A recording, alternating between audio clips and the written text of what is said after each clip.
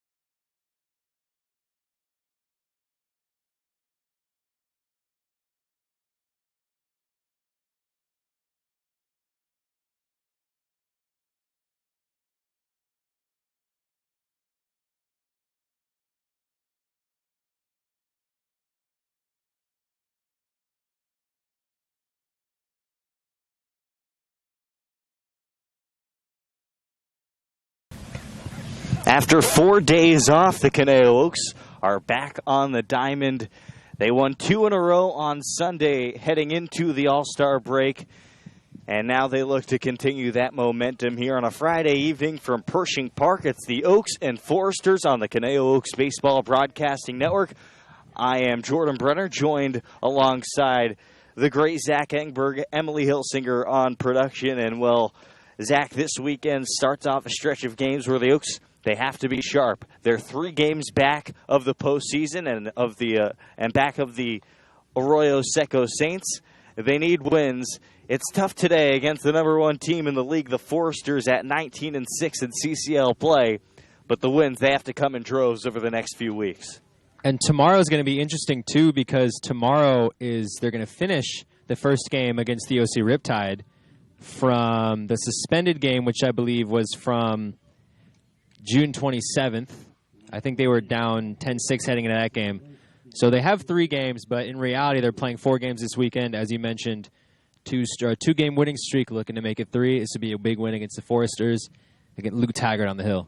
Luke Taggart out of the University of Incarnate Ward. He's faced the Oaks once this season, and the Oaks were very good against him.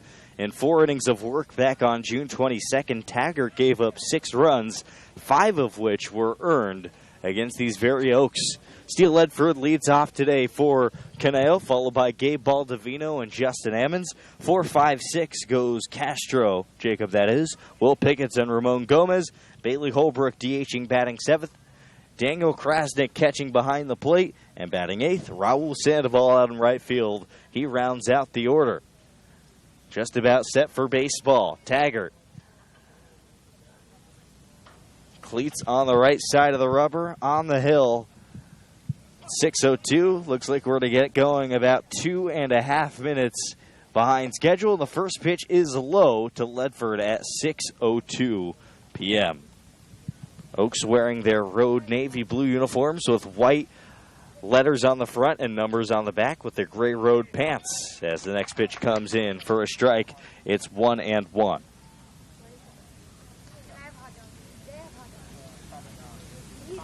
Taggart 6 kicks and offers. The pitch is chopped to second. Ryan Cash fields and throws to first. 4-3, 1 away.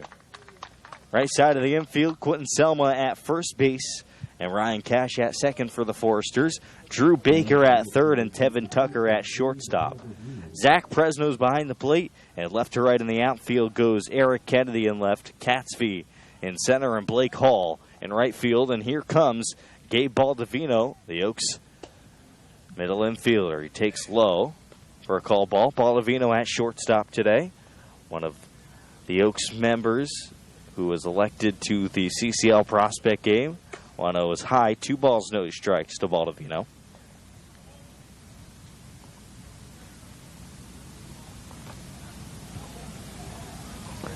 And now the 2-0 pitch. Gabe swings, grounds it hard to third. It's fair and down the line. Baldovino rounds first, chugging for 2. He'll get there standing up. A 1-out stand-up double for Baldovino, and the Oaks have a runner in scoring position for Justin Ammons. He's been doing that all season. Nice piece of hitting down the third baseline, showed off his speed. It's nice for the Oaks to have a runner on second already in this game, and once again doing damage a little bit against Luke Taggart. So the Oaks have gotten to Taggart more than any other team has. In fact, the Oaks have 5 of the 9 earned runs against Taggart this summer. Taggart's gone 24 innings, has an ERA of 3.38, 23 strikeouts on the summer, and only 4 walks. And the big righty checks second, kicks and offers to Ammons. Swing and a line drive left field. This one is caught by Eric Kennedy, who lays out for it in left center field. And he saves a run in the process. 2 gone now for Jacob Castro. The Oaks have been on the receiving end of those plays by Eric Kennedy before. Jordan, last time they played, Kennedy dove with 2 outs in the 9th, saved a couple runs, possibly saved the game, and right there saved a run. Kept this game 0-0. Really nice play from Kennedy in left. And Justin Ammons was hitting .258 heading into the at-bat. Now it's Jacob Castro's turn with a runner in scoring position. Castro hitting .296 with 10 RBIs on the summer. He has 21 hits, 17 of them singles. And he takes a strike on the outside corner. It's 0-1. So Baldovino on second, doubled. The Oaks have hit the ball hard now twice against Luke Taggart. And the righty comes set with 2 outs in the frame. He checks the runner. Checks a second time and now deals a bit low. It's 1-1. Santa Barbara comes into this game winners of 4 straight in CCL play. 21-7 overall with their lone loss outside of the CCL to the Ventura County Pirates. And now the kick and the pitch, swing, and a high sky or left side out of play.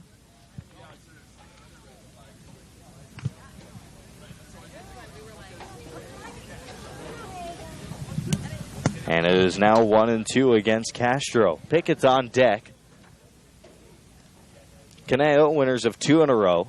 They snapped a 4-game losing streak by sweeping a doubleheader against the Riptide on Sunday. And both games, well, they were notable. Swing and a liner left side, well, foul, hit relatively hard. First game of the doubleheader, Zach, and we learned this after the game.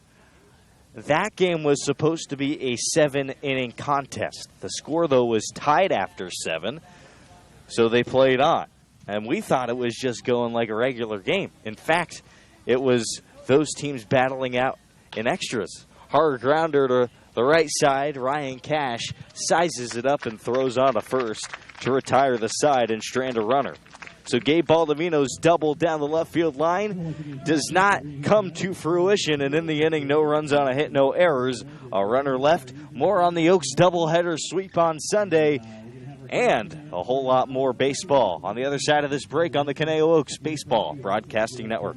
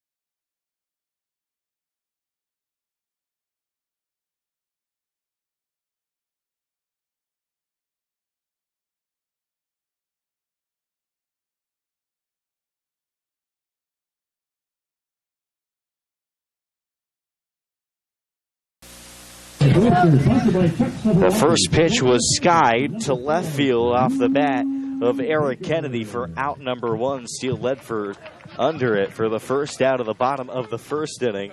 And here comes Drew Baker, the third baseman for Santa Barbara. Eric Ma gets the nod for Conejo today out of Whitman College. Eric Ma, a 7.28 ERA this summer. Ma collects and offers. And the first pitch is in there for a strike to Baker. It's 0-1. Eric Ma, no record so far this year, 0-0. 9 strikeouts, 8 walks in 21 innings pitched. That next pitch skied foul to the right side. And now it's 0-2 to the third baseman, Baker. We're going to do our best for you in these early innings. The sun is beating down right on our table, and we're having trouble seeing as that pitch comes in outside. But we'll relay whatever we can see as quickly as we possibly can. There's one gone in the bottom of the first inning. The Oaks were retired after 4 batters as that pitch is called strike 3 at the knees. Baker down on strikes, and Eric Ma strikes out his first batter of today's game. There's 2 away and nobody on for Quinton Selma. Quinton Selma.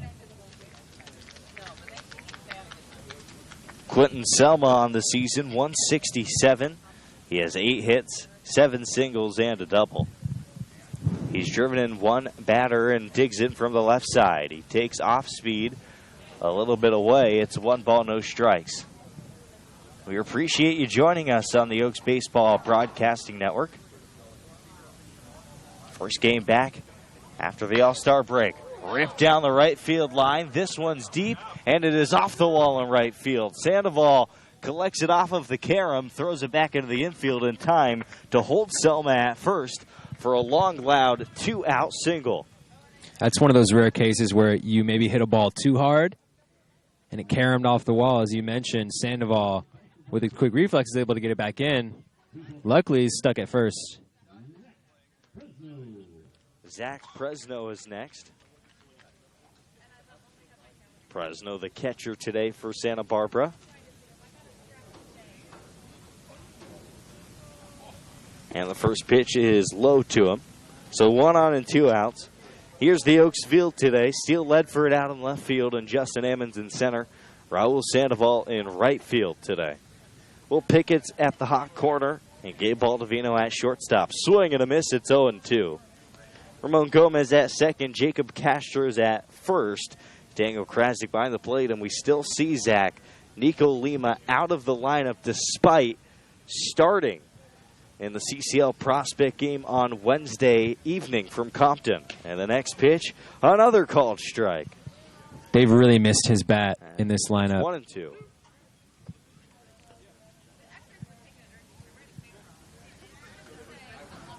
See how they can make up for that lost run production without Lima out of the lineup. Called strike 3 this time on the inside corner. And Eric Moss strikes out 2 batters in a scoreless bottom of the first inning. Gave up a long single to the lefty Selma. Other than that, perfect. No runs, a hit, no errors. A runner left through 1 full from Pershing Park. It's the Oaks 0 and the Stars 0 on the Conejo Oaks Baseball Broadcasting Network.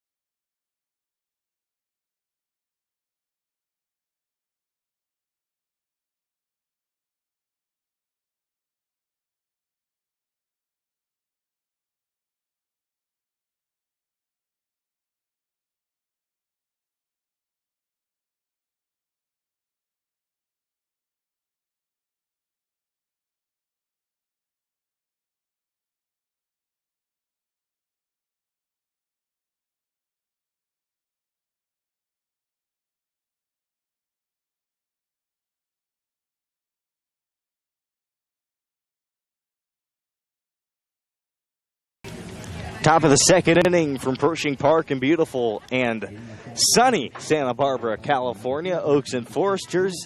And Will Pickett leads off the top of the second inning out of the 5-hole, playing third. Back on the hill is Luke Taggart, the righty, out of the University of Incarnate Ward. Well, the Oaks won their last 2 games before the All-Star break on Sunday, 3-2 in the first game of the doubleheader, 4-3 in the second game of the doubleheader against the Riptide. Pickett attacks the first pitch. This one hard hit to left field. Luckily for the Foresters, it's right at Eric Kennedy, and he cuts it off in the gap for out number 1. So Will Pickett's retired, 1 away here in the second inning. And for Will Pickett, the 176 average will dip just a bit lower. Next up is Ramon Gomez for the Oaks, 156 on the summer with 7 singles as he takes the first pitch.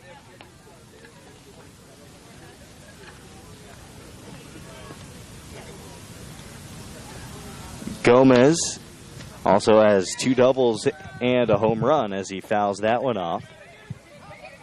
It's 1 ball, 1 strike. Bailey Holbrook standing on deck, DHing for the Oaks today. Gomez swings and misses. It's 1-2 now.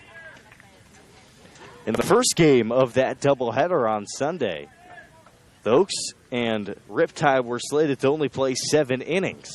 1-2 home, and a check swing, appeal to first, and Carl Root rings up Ramon Gomez. First strikeout of the game for Luke Taggart, and it's actually swinging, and there's 2 gone here in the second. So the first game of the doubleheader is supposed to be a 7-inning contest. And my understanding is that standard procedure. First game goes 7, second game goes 9. Correct. That's what was supposed to happen. The first game, though, was tied after 7 and was finished in extra innings in the 9th. Holbrook fouls the first pitch off that he sees, 0-1. Not only finished off, Jordan, finished off in one of the rarest ways. Yeah, we'll get to that in a second. The second game of the doubleheader, since the first game was a 9-inning game, they just switched them around. So they played the second game in 7 innings, and now it's 0-2 as Holbrook takes a strike. So the Oaks, the first game, they balk off. That's right, the pitcher balked with runners on the corner, securing the Oaks victory. Swing and a miss. Holbrook strikes out swinging. Second straight K for Taggart, and the Oaks are gone here in the second inning. The next game, Ryan Yamashiro, a diving stop at third in the top of the 7th to secure an Oaks victory after 6.5 innings. Momentum boost towards this weekend. We'll see if it pays off here today. But in this inning for the Oaks, no runs, no hits, no errors, 2 strikeouts. And we're on to the bottom of the second inning. Eric Ma back to work on the Oaks Baseball Broadcasting Network.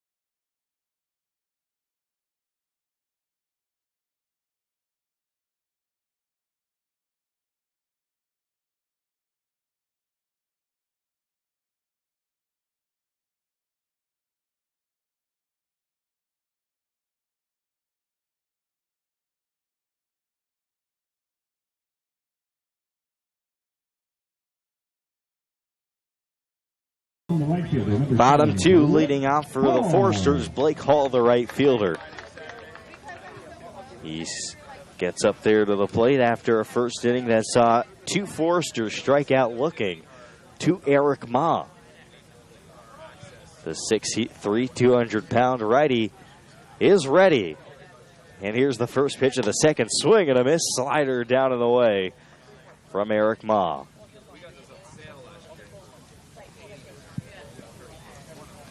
Foresters had a number of selections to the CCL prospect game, as they always do. As the next pitch comes in low, 1 ball, 1 strike. The Oaks had their fair share of participants too. Now the 1-1 home is grounded to third. Nice stop by Pickett. Had to range back. And the forehand stop. And he turns to first and throws out the speedy Hall for out number 1. 1 gone here in the second. The center fielder, number 8, Jacob Taxby. Couple interesting nuggets from the CCL All-Star game, which wasn't necessarily your most exciting game of baseball. A lot of moving parts. The MVP of the game came from the Santa Barbara Foresters. That pitch is outside, 1-0. This year's recipient of the MVP of the All-Star game was actually the co-MVP of the league last year, Hunter Bro from Oregon. Line drive into the hole at short. Baldovino cuts it off. The throw to first is not in time. An athletic play by the Oaks shortstop, but not nearly in time to get Catsby, who's aboard with the Foresters' second hit today. And here comes the big man from Vanderbilt, Zach Spencer Jones, DHing in today's game. You can see he's just a mountain of a man. Really, he's a kid entering his freshman year at Vanderbilt. Throw over to first base. Catsby back in safely. And even though he's a kid, Zach, still hitting .282, 10 singles, 2 doubles, 4 walks to 9 strikeouts. He's also stolen 6 bags in 8 attempts. And he takes low. Count is 1-0 to Jones. Yeah, Hunter Bro, we were there for that inning, Zach, and he was electric as always. We saw his head coach from Oregon, newly hired, as that pitch comes up high. 2 balls, no strike.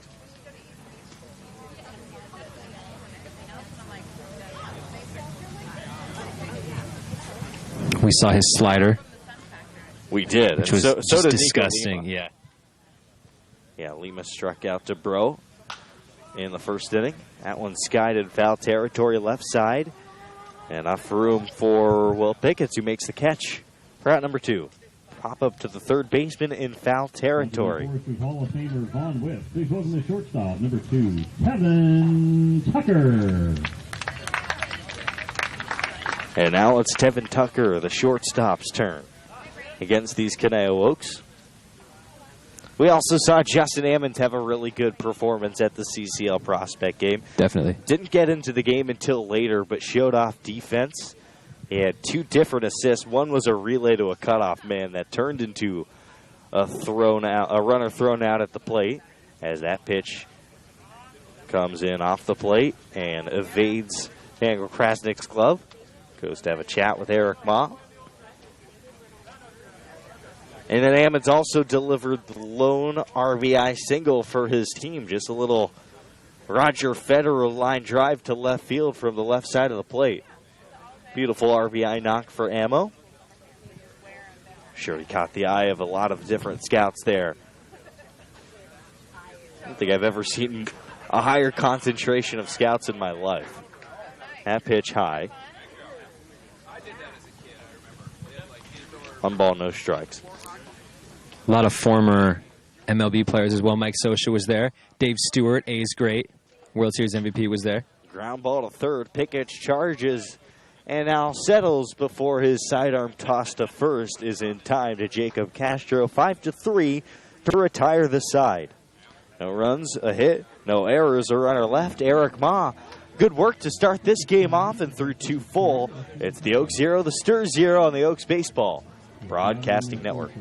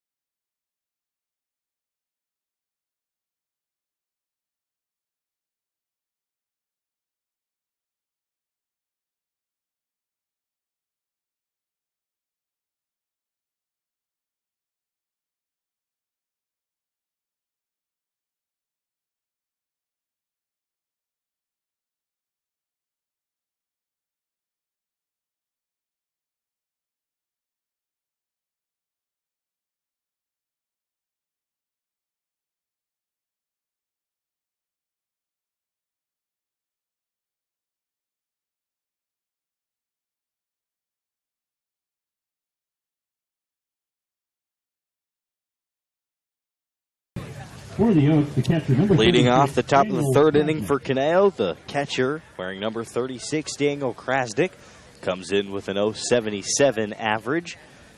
4 runs on the summer with 2 hits, both singles. He's also drawn 11 walks.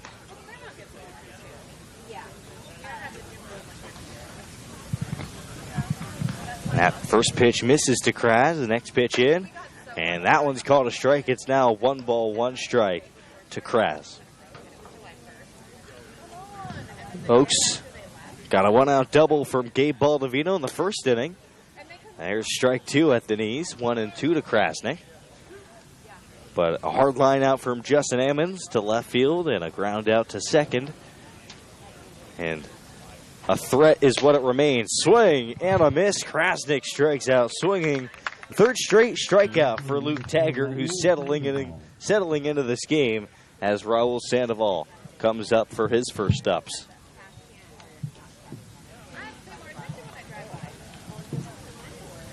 Raul hitting 198 on the summer with 14 singles and 2 doubles.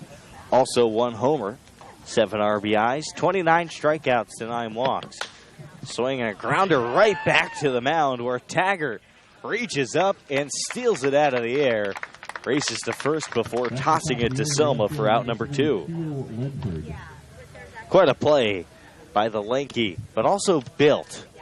I guess those are contradictory. Tall, yet built Luke Taggart.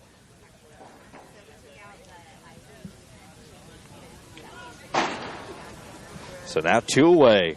And we're back to the top of the order with Steele Ledford. Entered today hitting .211, 7 singles, 4 doubles, and a triple.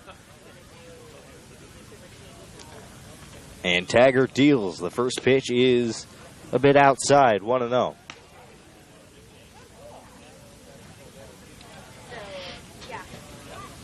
Appreciate you joining us here on a Friday evening.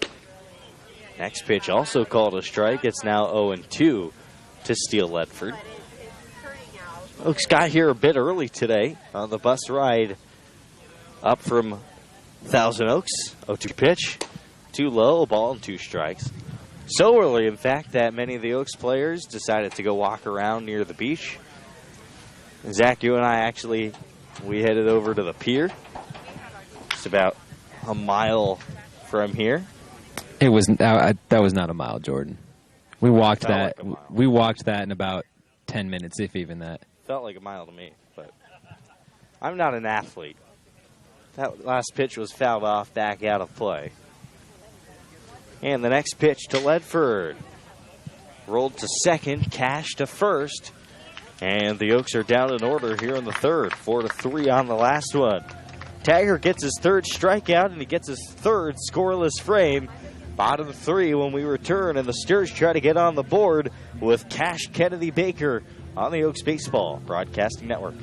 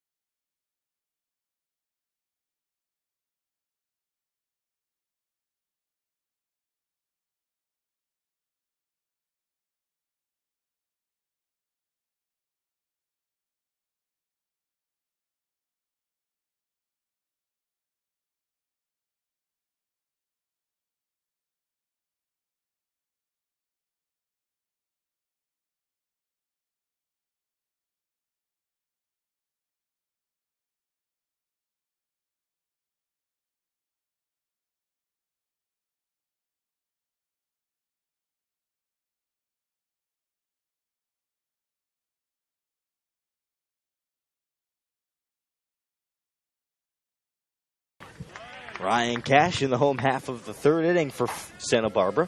Speedy second baseman who's made a number of plays at second so far. In for his first at-bat against Eric Ma, who looks locked in after the break. Kicks and offers the first pitch. Called a strike on the outer half. 0-1. Ryan Cash on the season is hitting 174 with 9 singles, 3 doubles. He's been effective on the base paths, though, with 8 steals. And the 0-1 home is high, 1 ball, 1 strike.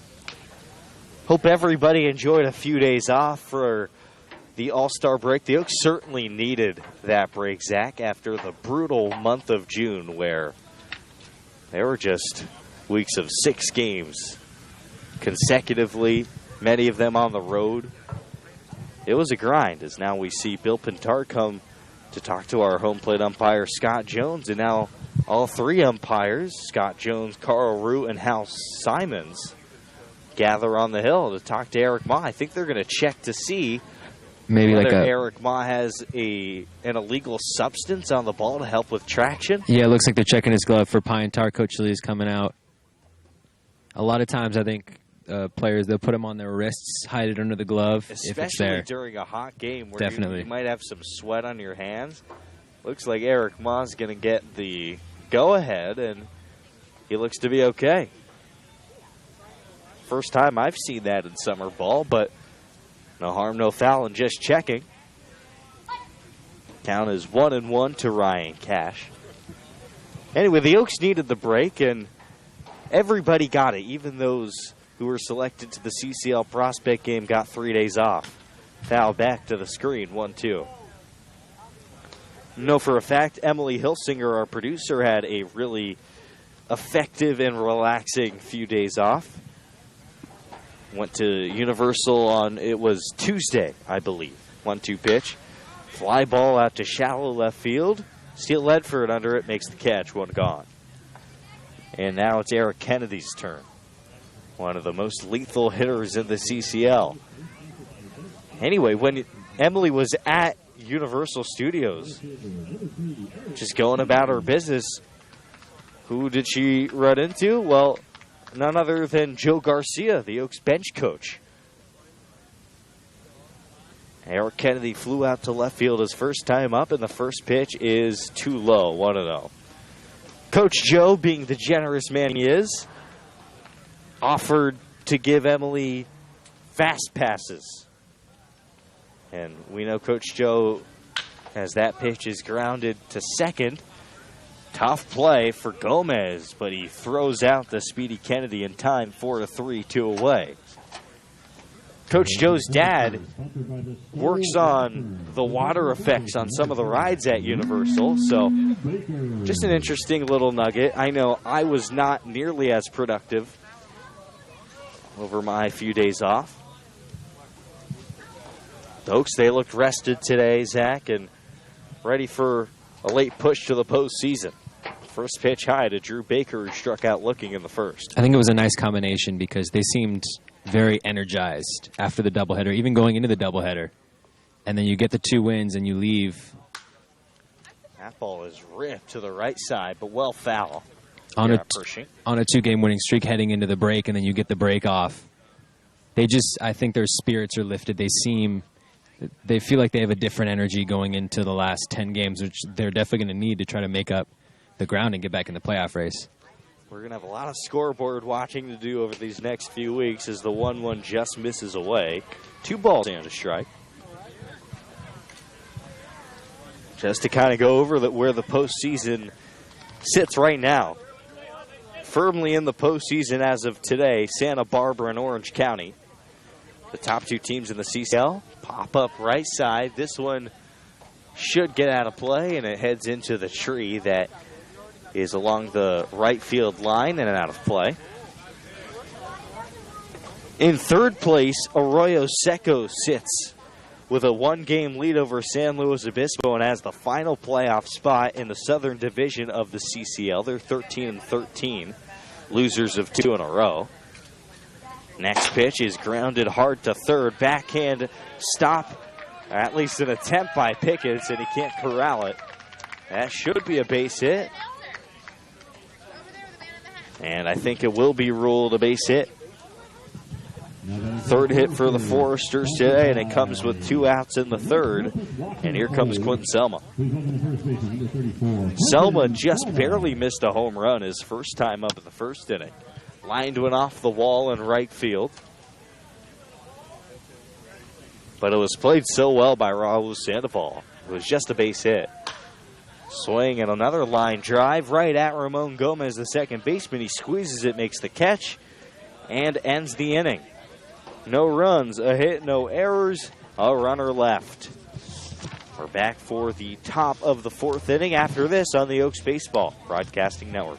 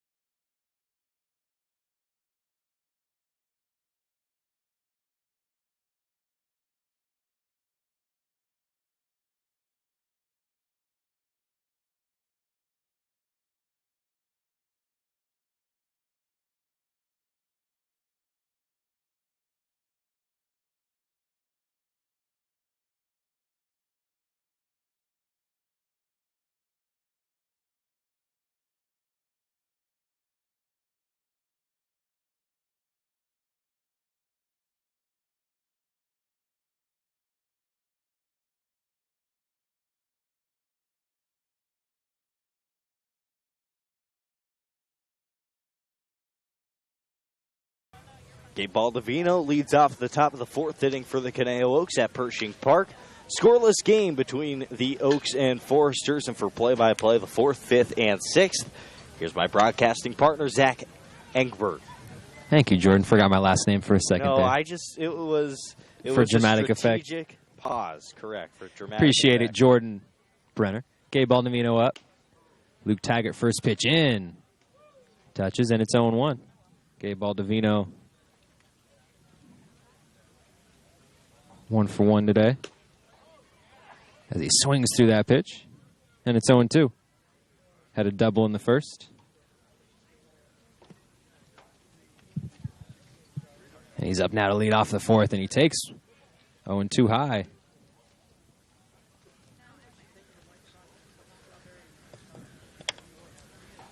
So far today, nothing on either side. Baldovino takes low, and it's 2-2. The Oaks had a single in the first. That's their only hit of the game. That was a double from Gabe Baldovino. The Foresters have had hits in the first, second, and third inning, and those runners have been left stranded as Baldovino dribbles it off the end of his bat. Heads to first, thrown out, and that's the first out of the inning. Really nice play by the catcher, Zach Presno. Picks it up, uses momentum, tosses it over, and Justin Ammons up. Ammons 0 for 1 today. Flew out to left with Baldovino on, and Eric Kennedy brutalized the Oaks once again in the outfield. Great diving catch. The ball was heading into the left field gap, dove towards center, possibly saved a run. Zach, I have a secret to confess. Uh-oh. I have to do it after this pitch. First pitch into Ammons in there for a strike, 0-1. Got my lucky socks on today. Got these... Hey Arnold? Hey Arnold socks. Nice. Oaks they must be well above 500 when I'm in these guys. Really?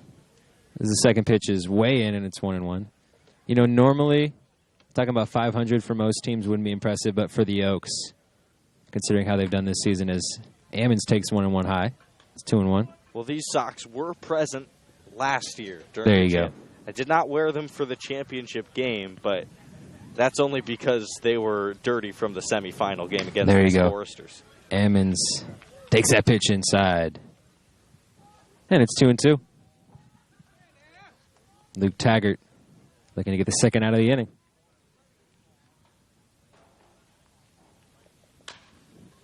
As Ammons grounds it to Selma. Selma with a nice pick, tosses over to Taggart, covering at first. That's a 3-1 put out. Nice play from Selma and Taggart. Good job by Taggart running over to cover. Quick feet.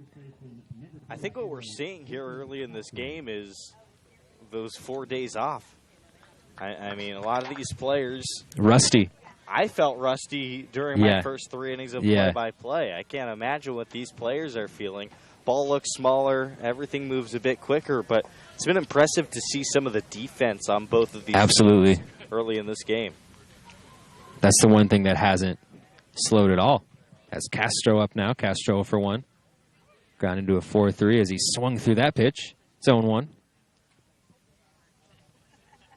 Castro was one of the many Oaks who appeared in the CCL Prospect game. As he swings through 0-1, fouls it back, and it's 0-2.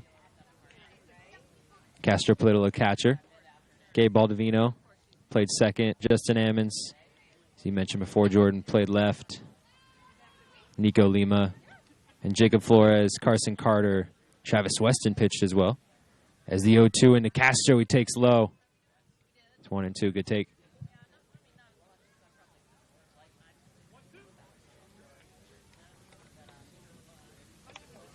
Luke Taggart looking for his 3rd straight 1-2-3 inning. Castro swings through the pitch. Fouls it off at the end of his bat. Caught by Zach Presno, and that's a 1-2-3 inning. Capitalized by a strikeout. No runs, no hits, no errors. No runners left on base, and through 4. Through the top of the 4th, it's 0-0. Keep it right here for the bottom of the 4th on the Oaks Baseball Broadcasting Network.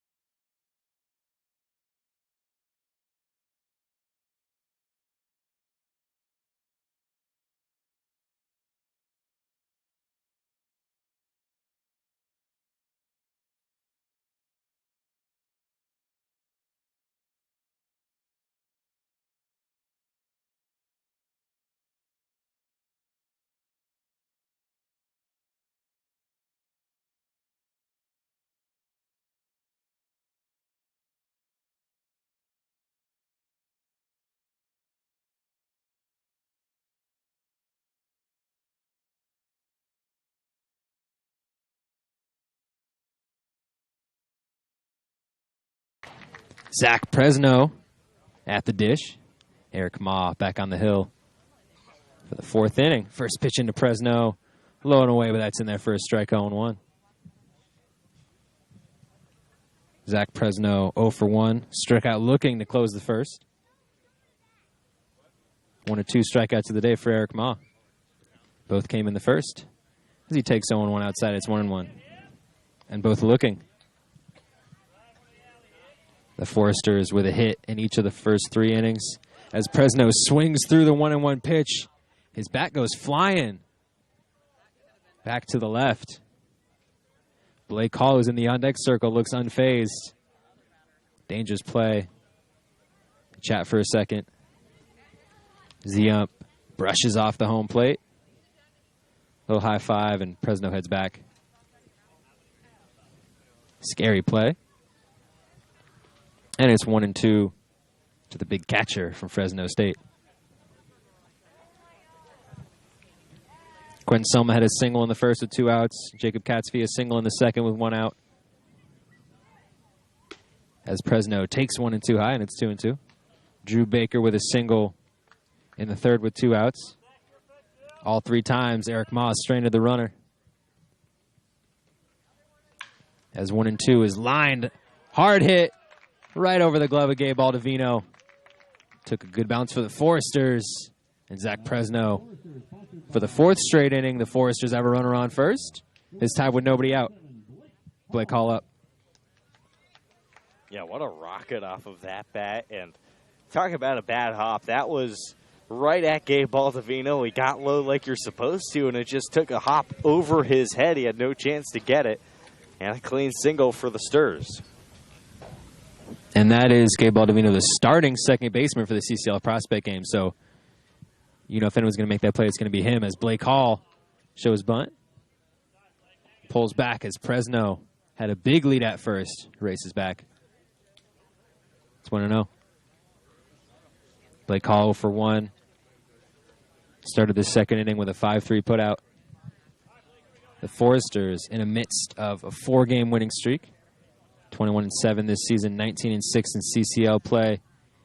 Steadily in first as Hall shows bunt again. Right to Ma, picks it up, throws it to first. It's a 1-3, but the sacrifice squeeze works. Zach Presno heads to second in scoring position. 1 down, Jacob Katzfee up. Katzfee already with a single today. Came in the second inning with an out, and now he's up with an out and a runner on second. And we always see this with Coach Pintard. He can gather talent and put together championship-level teams on paper, but he can also coach championship teams with the little things, getting the runner over, scoring that first run of the contest. Even though he has all these powerful athletes, he's not afraid to make him hit a sacrifice. Katzfee hits the first pitch. Ammons catches it in center. Presno took a couple steps towards third. He drops back. A cannon from Ammons. We saw that at play in the prospect game. Threw out a couple runners. I think Presno was watching that game as well. Heads back to second, and it's 2 outs. Still a runner in scoring position, and big Spencer Jones up to the dish. Well, Zach Presno was definitely watching it because he was there.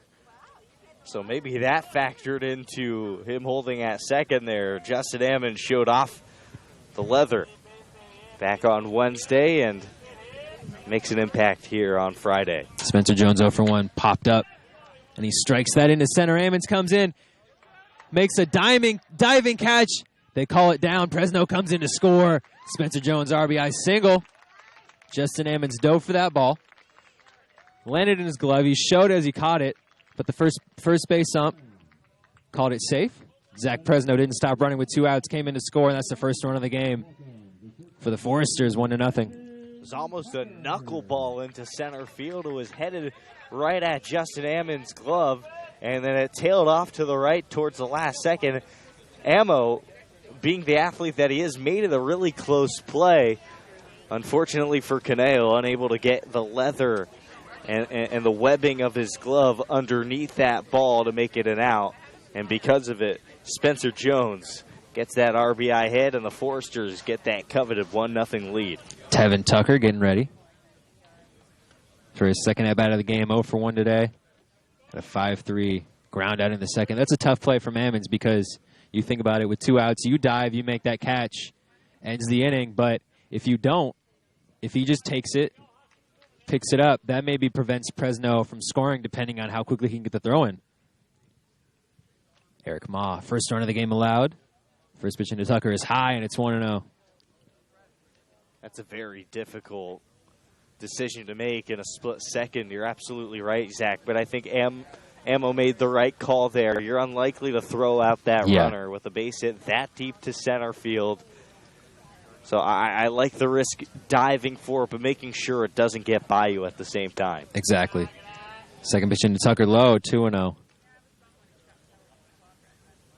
And it could have been worse. If you dive, you miss it completely. That ball goes to the wall. We've seen the speed from Spencer Jones, 6 stolen bases this year. He strides. So he doesn't stride, he gallops. He could have easily gotten a double or maybe a triple.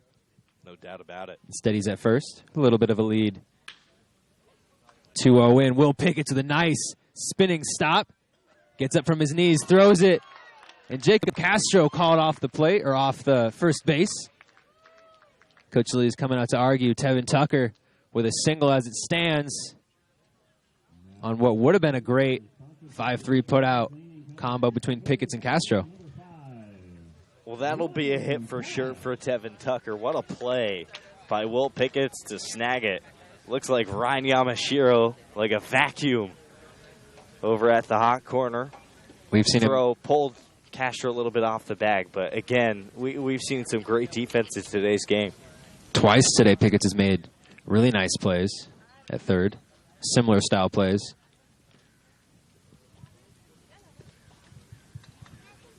There, picked it up. Spun to get his momentum back. Fired it over to first. Tucker on with a single, and the Foresters, 2 runners on, 2 outs. Ryan Cash, the 9-hole hitter, 0 for 1 today. He takes first pitch high, 1-0. Ryan Cash this season, 22 games, 69 at-bats, only hitting 174, but he's got 10 RBIs. One of 7 Foresters in the double digits in RBIs, and he takes 1-0 low, and it's 2-0.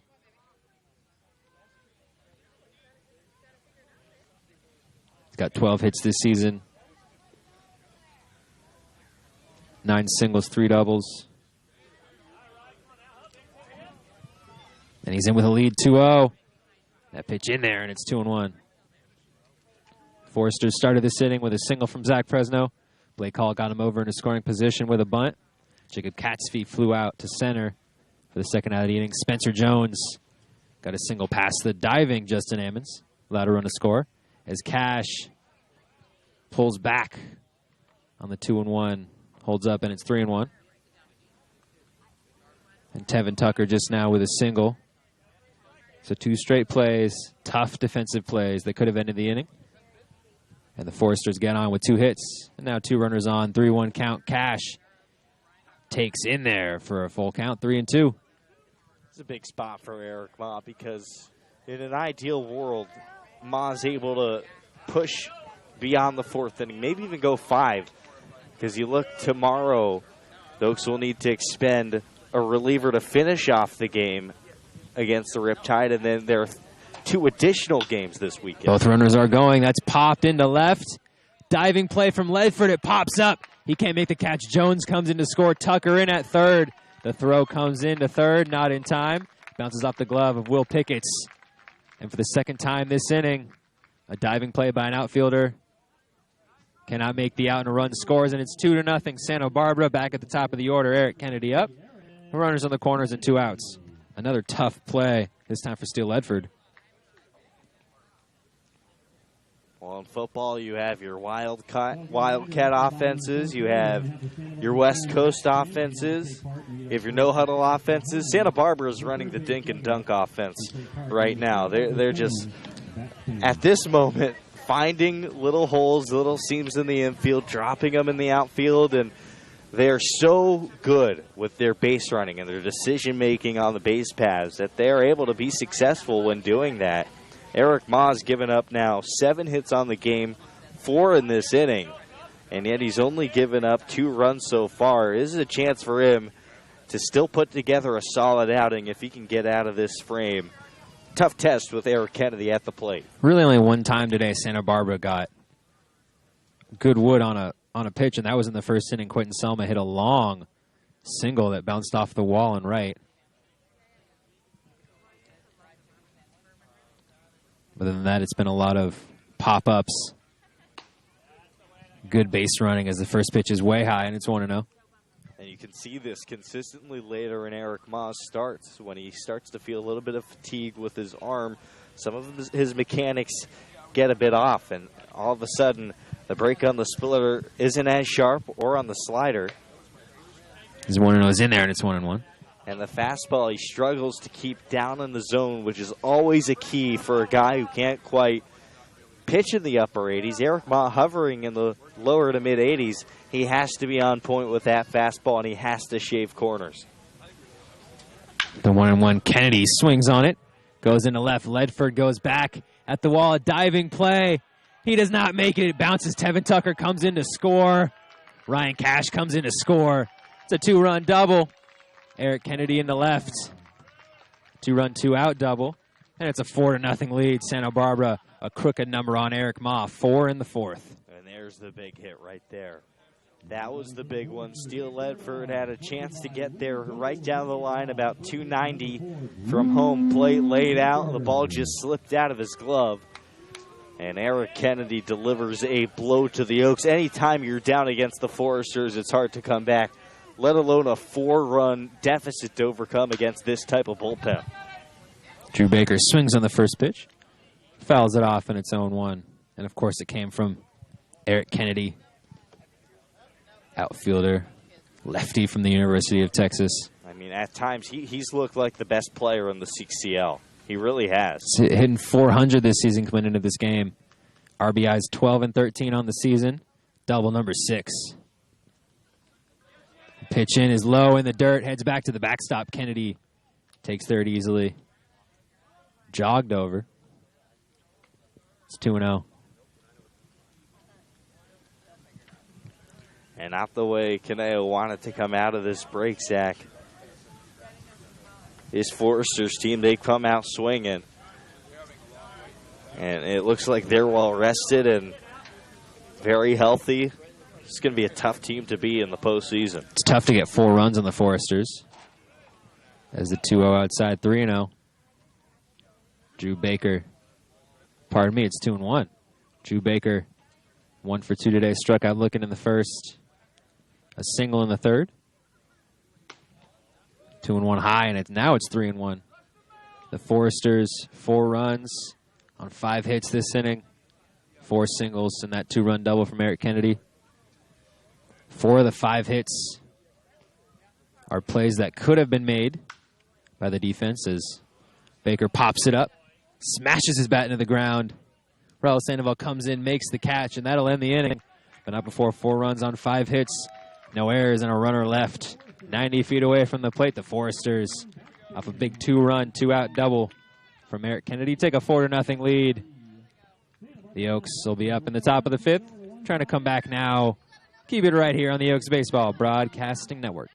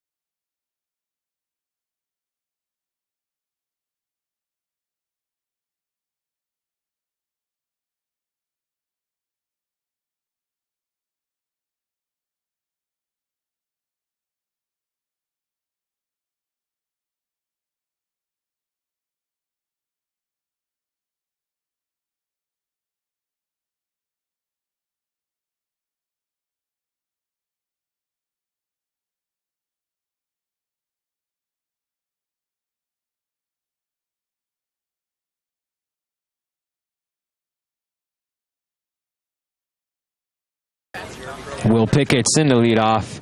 Top of the 5th inning, the Oaks now trailing 4-0. First pitch in from Isaac Coffey, the new pitcher. Bunted foul, and it's 0-1. You know what we ought to do, Zach? Because yes, we talk Jordan. about it so much about Will Pickett's and his exceptional ability to lay down bunts. Oh, I know what you're going to say. We got to get him on one of our video pre-games, and we have to ask him how he does it. I would love to see him try to teach you how to bunt. You showing off, directing you. I think that'd be fun.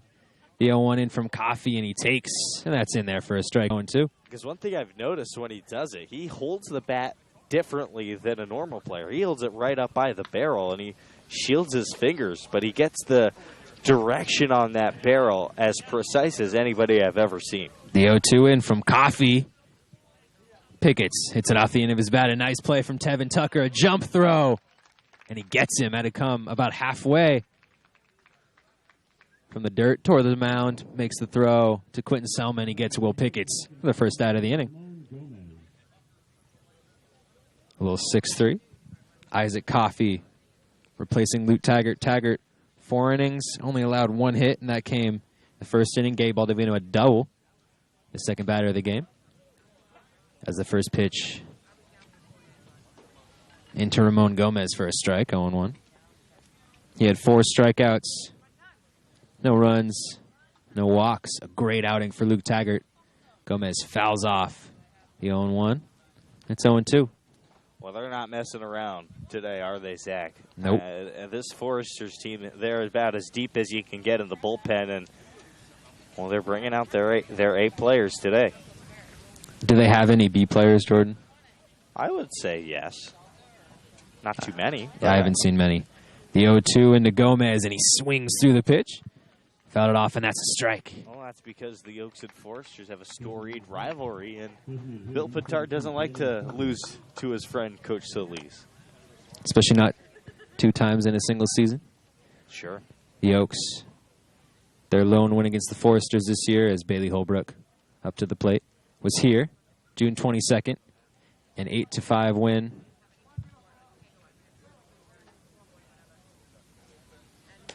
Isaac Coffey is the first pitch. He's inside, and it's 1-0. 15 and a third innings. Has a .59 ERA. Has only given up 1 run this season. As the 1-0 Holbrook swings through that pitch. It's 1-1. He's got 20 strikeouts, 8 hits, 4 walks. And he already has 1 strikeout today. Struck out Ramon Gomez swinging. Out of Oral Roberts. It's a 1-1 in. Holbrook swings over that pitch, and it's 1-2. And the Foresters 1 strike away from the 4th consecutive 1-2-3 inning. Baldovino had a double in the first, and the Oaks have done nothing since. Holbrook takes 1-2 inside, and it's 2-2.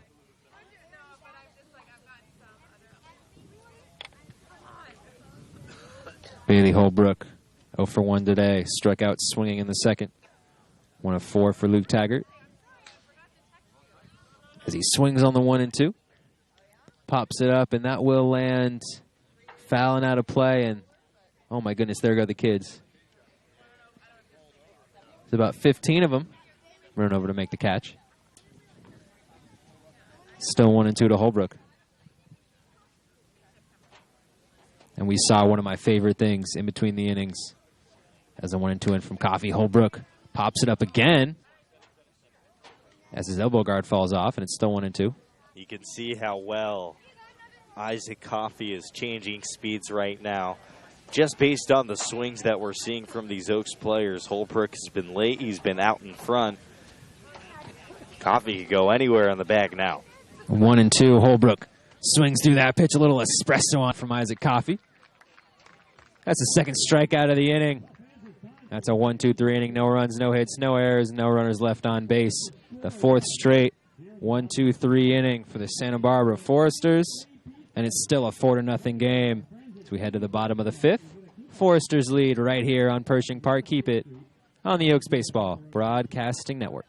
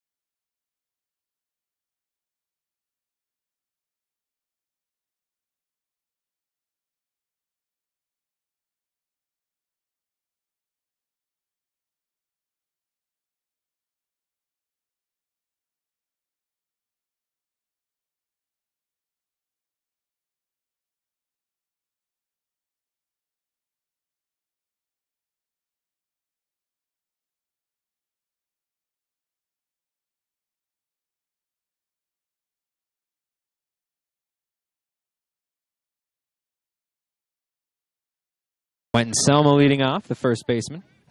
Selma 1 for 2 today, had a single in the first.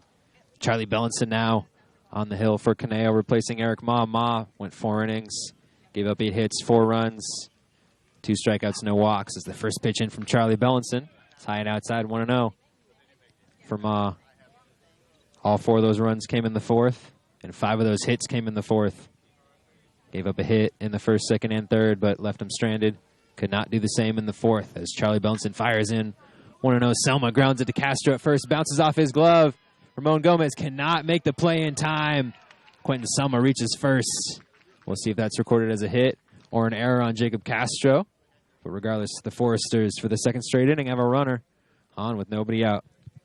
Zach Presno up. Presno led off that fourth inning with a single. Got to second on a bunt from Blake Hall. Came in to score on an RBI single from Spencer Jones, and that started the avalanche. Charlie Bellinson this season, no decisions so far. In 14 innings, given up 11 runs, 8 of them earned, as he fires in. And it's 0-1 to Presno for Zach, a 5.14 ERA. Yes, Jordan. For as good as the Foresters have been so far this season, it's pretty scary that I think they're going to get better.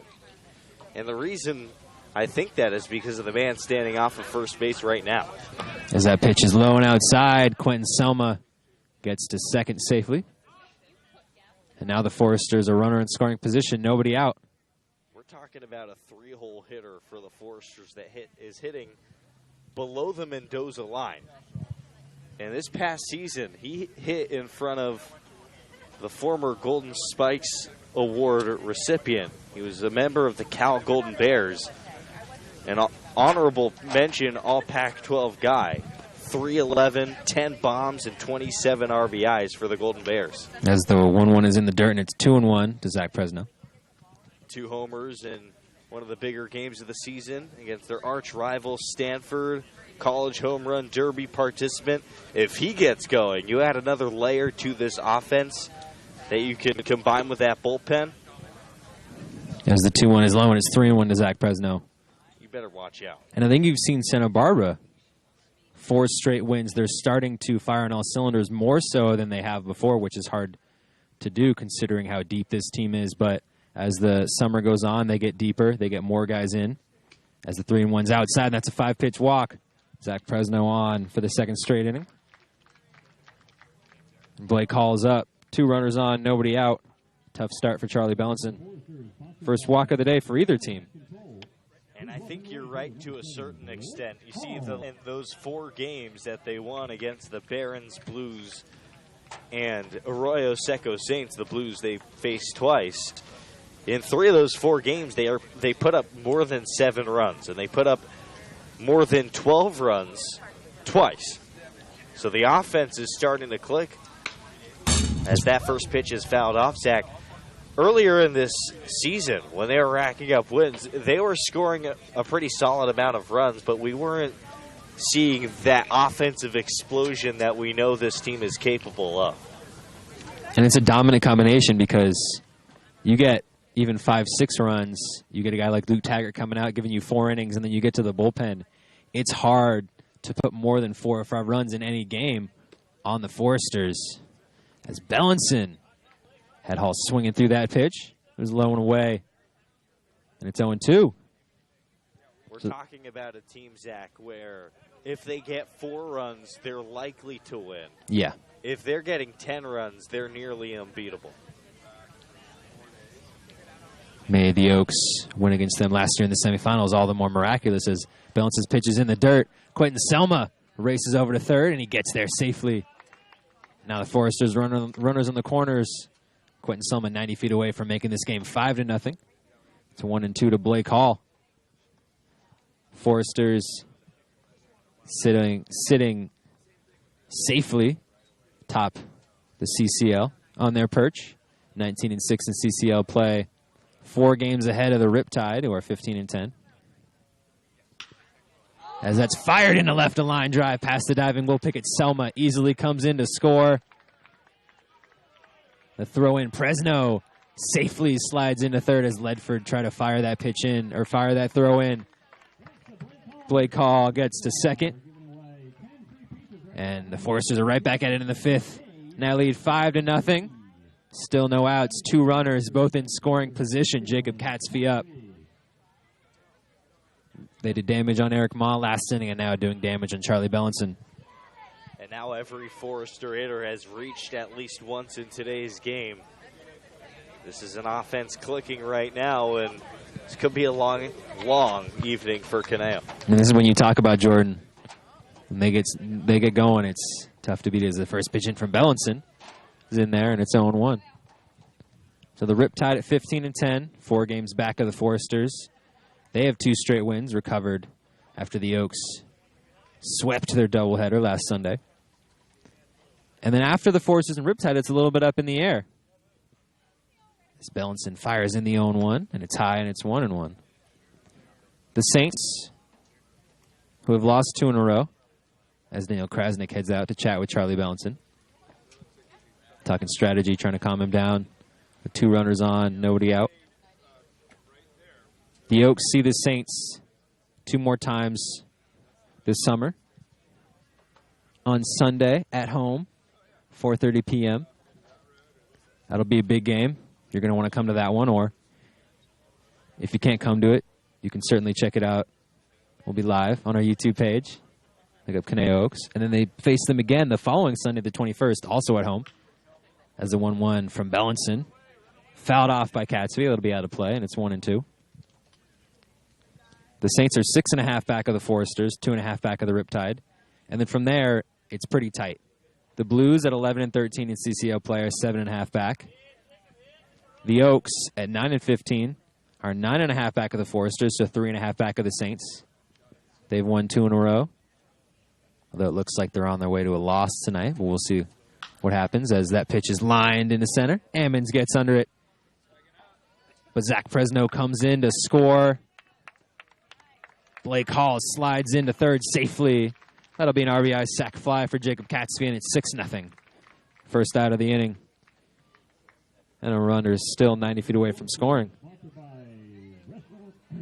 Good piece of hitting right there. Once again, Jacob Catsby doing what he needs to do. Sacrificing the out for a run. Spencer Jones, who drove in the first run of the game with an RBI single, was last time up. And that was in the 4th. Zach, the good news for Caneo, even though as of today they're 3 games back as the first pitch comes in for a strike to Spencer Jones, 5 of their remaining 9 games come against both the Blues and the Saints, the 2 teams that they're chasing. So if they can go 4-1 in those games, I mean, 5-0 obviously would be ideal. They're going to be sitting pretty when it comes to the postseason picture. As the 0-1 is fouled back, and it's 0-2. And we talked about last week, Jordan, I think your question to me, trivia question, was the biggest comeback, division comeback in MLB history, and that was the A's in 2012, and it was a similar situation. Heading into the final games of the regular season, most of their games were against the Rangers, as the 0-2 fired by Spencer Jones. Again, this in the left center, Ledford gets under it, makes the catch, uses his momentum, comes in, fires into Pickett's. Pickett's cannot get the throw in. And that'll be another sac fly, second straight sac fly of the inning. Blake Hall comes in to score, and it's 7-0 now. Foresters lead the Caneo Oaks. Bases are empty, 2 outs here at Pershing Park. So Spencer Jones, 1 for 2. RBI single in the 4th, a run. And now a second RBI with that sac fly. The Foresters, 3 base runners this inning. All 3 came in to score as Tevin Tucker up now. Tucker fouls the first pitch off right above our heads. Right in front of us, actually. Bounces off the fence, and it's 0-1. Tucker had a single on the run in the 4th. Grounded into a 5-3 put out in the 2nd.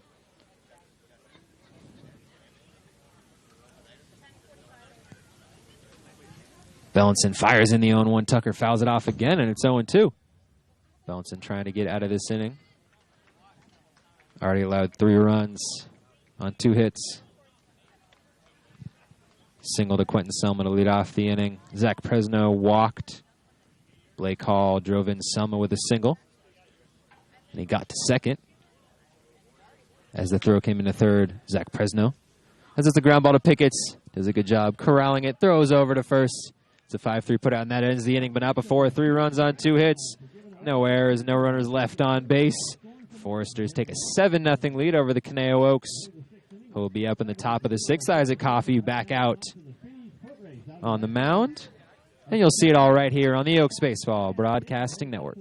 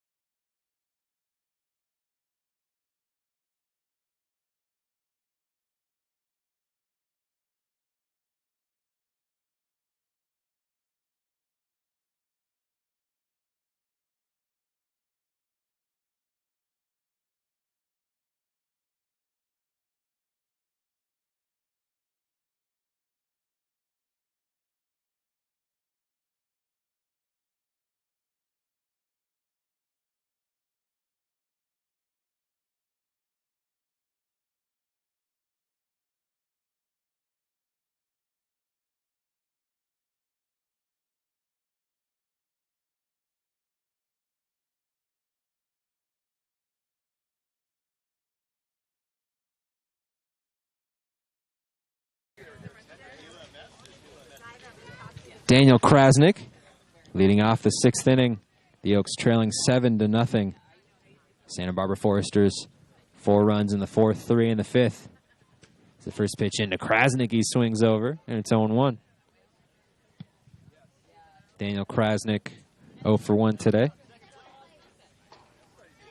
One of 6 Ks of the day for the Santa Barbara Foresters as he takes 0-1 inside, and it's 1-1.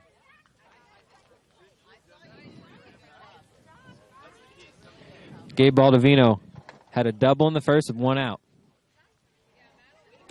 As Krasnick swings through 1-1, and it's 1-2.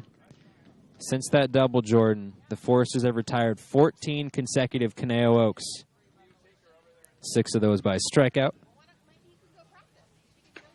And Isaac Coffey, and it's 2-2 to Krasnick. Had 2 in the 5th. Struck out Ramon Gomez and Bailey Holbrook, both of them swinging. Jacob Castro has also struck out. Ramon Gomez and Bailey Holbrook, both 0 for 2. Both 2 swinging strikeouts, and Daniel Krasnick takes 2-2 inside. Good eye once again from the catcher from Hawaii.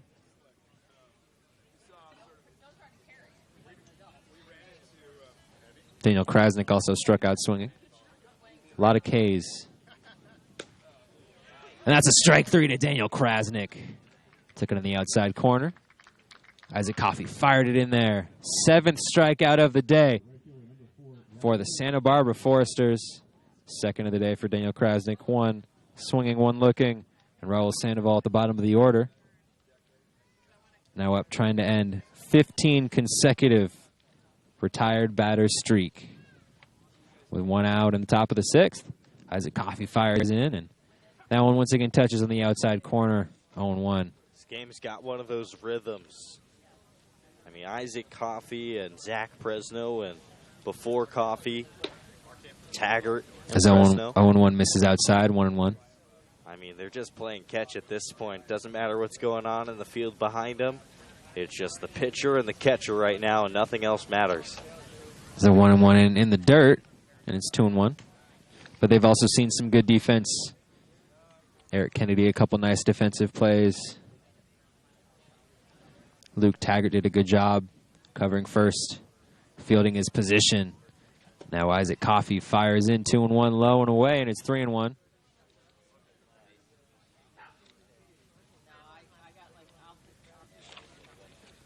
It was a pitcher's duel heading into the bottom of the fourth. Only one hit for the Oaks, only 3 for the Foresters, and then the Foresters unloaded as Sandoval takes 3-1 low, and that's a 5-pitch walk. Tosses his bat right in front of us.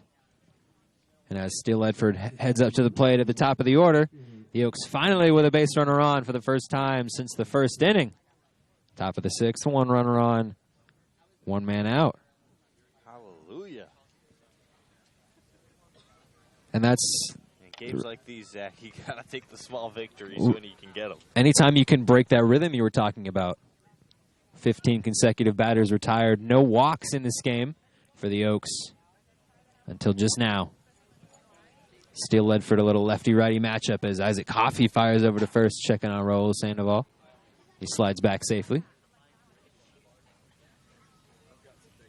Steele Ledford getting the start today in left. Nico Lima still missing. Played in the prospect game, but trying to make sure he's healthy.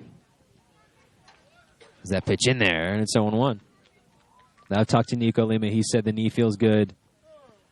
He's had an at-bat, but I think it's a good call from Coach Solis, checking on him, making sure that it's okay, because those are the type of injuries, when you twist your knee, it's involved in so many things you do, it can kind of sneak up on you. As 0-1, Ledford swings over that pitch, and it's 0-2. Although they have missed his bat in the order. The offenses have been the same. Even in their 2 wins, it was a 3-2 win, and then a 4-3 win. Really good stuff from the pitching staff, but not much action from the offense. As Ledford pops that pitch up in the infield. The second baseman, Ryan Cash, slides over, makes the play. That's 2 outs. To pop up to the second baseman and Gabe Baldovino. Up with 2 outs and a runner on. Baldovino is the lone hit of the day. A double in the first. As Justin Ammons heads to the on-deck circle. The sun beginning to set. Although it'll make it tough for the next inning or so. As it's about 7:25 here in Santa Barbara, California. Gabe Baldovino swings on the first pitch into center, drops in. Baldovino 2 hits today. The only 2 hits for the Conejo Oaks. The Oaks are in business here in the top of the 6th. 2 runners on, 2 outs. Looking to start a little 2-out rally, down 7-0. As Justin Ammons passes his sunglasses over to Jacob Castro in the on-deck circle. Those are some quick hands for Gabe Baldovino to get to that high heater near the chest, especially a guy of his frame. Comes in even faster than it would to a 6'4" righty. And Baldovino just able to get barrel to the ball and line it into center field and pass the bat over to Justin Ammons. Ammons fouls off the first pitch towards the backstop, and it's 0-1. Gabe Baldovino is hitting .284 heading into this game. Fourth best average on the team. Now 23 hits, 20 singles, 2 doubles. Also has a triple. And Justin Ammons. Ammons 0 for 2 today. Lined out to left. And grounded it into a 3-1 putout in the 4th. Rocking the orange gloves. The volunteer from University of Tennessee. And he takes 0-1 high, and it's 1-1. What I love from Justin Ammons in the prospect game is that he served one to left field. And before the game, for the last week and a half or so, he's been getting away from that. And when he's at his best, he's hitting it to all fields, Zach. He takes 1-1 low in the dirt, and it's 2-1. And when you're dealing with velocity like Isaac Coffey has, especially as a left-handed hitter, it is easier to think going the opposite field. And just a quick, condensed swing to the ball and line it to the left side. And he fouls that pitch off. Put a good swing on it. It's 1-2. 2-2. Thank you, Emily.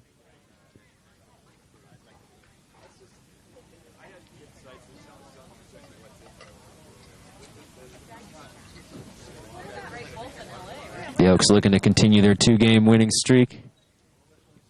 Took out the Riptide 2 games on Sunday. 2 of the wildest games we've had this season as Ammons lines a single into center. Gabe Baldovino or Raul Sandoval heads home. He will score as Gabe Baldovino heads to third. An RBI single for the outfielder from the University of Tennessee. And the Oaks are on the board, now down 7-1. A little 2-out rally here in the top of the 6th. Runners on the corners. And Jacob Castro, the big lefty from the University of Irvine. Big piece of hitting from Justin Ammons. Yeah, very balanced swing for Justin Ammons. And you know what? He didn't take my advice, and you can't blame him because a guy like that, he sees plenty of mid-90s fastballs when he plays in the SEC, and he turned that hard heater around into a base hit. Castro swings on the first pitch. Skied. Trying to catch it. Into center. Caught by Jacob Catsby, but not before a run on 2 hits. No errors and 2 runners left on. The Oaks trail 7-1. Big RBI single from Justin Ammons. Inch by inch, this game is. It'll take a lot more of that to come back. And you'll see them in the bottom of the 6th right here on the Oaks Baseball Broadcasting Network.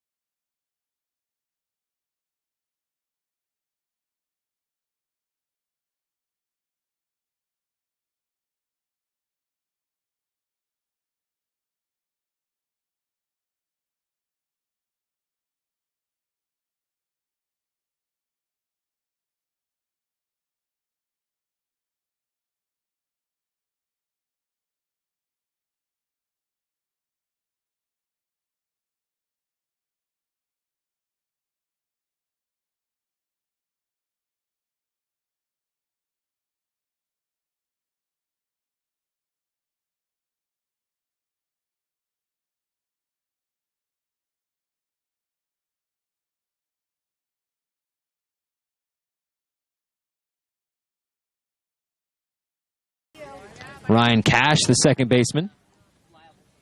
The lanky second baseman. Leading off. Bottom of the 6th inning. The Santa Barbara Foresters lead 7-1 after the run. At the top of the 6th. The RBI single from Justin Ammons as Charlie Bellinson fires in. Misses high and away, and it's 1-0 to Cash. Cash, 1 for 2 today. Had a single and a run in the 4th. Part of that 4-run 4th inning. As 1-0 misses high again, and it's 2-0. Last inning, Quentin Selma led off for the Foresters with a single. Zach Presno walked. Blake Hall drove in Selma with a single as 2-0 is low, and it's 3-0. Jacob Catsby had a sac fly to get the first out of the inning, but also drove in the second run. Spencer Jones drove in the final run of the inning as 3-0 misses inside, and that's a 4-pitch walk to lead off the inning. Good eye from Ryan Cash. He's on base for his second straight at-bat. Back to the top of the order, Eric Kennedy, who unloaded on a pitch his last time up. Biggest hit of the game. What was a 2-run double at the bottom of the 4th? A 2-run, 2-out double. And he's up now. A runner on, nobody out. These last few innings, this is what the Foresters have done well. They've gotten the first runner on in the inning. They've got to work early. The first pitch is in there. First strike of the inning, 0-1 to Kennedy. They've gotten runners on. They've gotten him over, and then seen some big hits from Eric Kennedy, Tevin Tucker, Spencer Jones, Blake Hall. Everybody has been doing work as Bellinson fires over to first, checking on Ryan Cash. Slides back safely.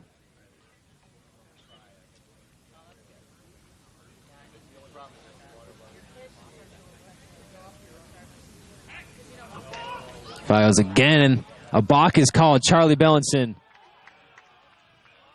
very unhappy as Coach Solis comes out to chat with the home plate ump. We've seen a lot of balks this season. Didn't quite catch what the balk was called on, but Bellinson reacted pretty strongly to it. Kind of slammed his fists. Ryan Cash takes second.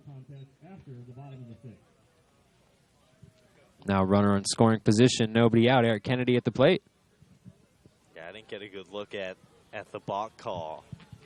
Coach Sillies just, more than anything, Coach Sillies just wants to figure out what the umpires are thinking. And a lot of times, it's interesting with Coach Sillies, he'll go out to talk to an umpire thinking that a call is bad, and he'll actually be convinced by an umpire.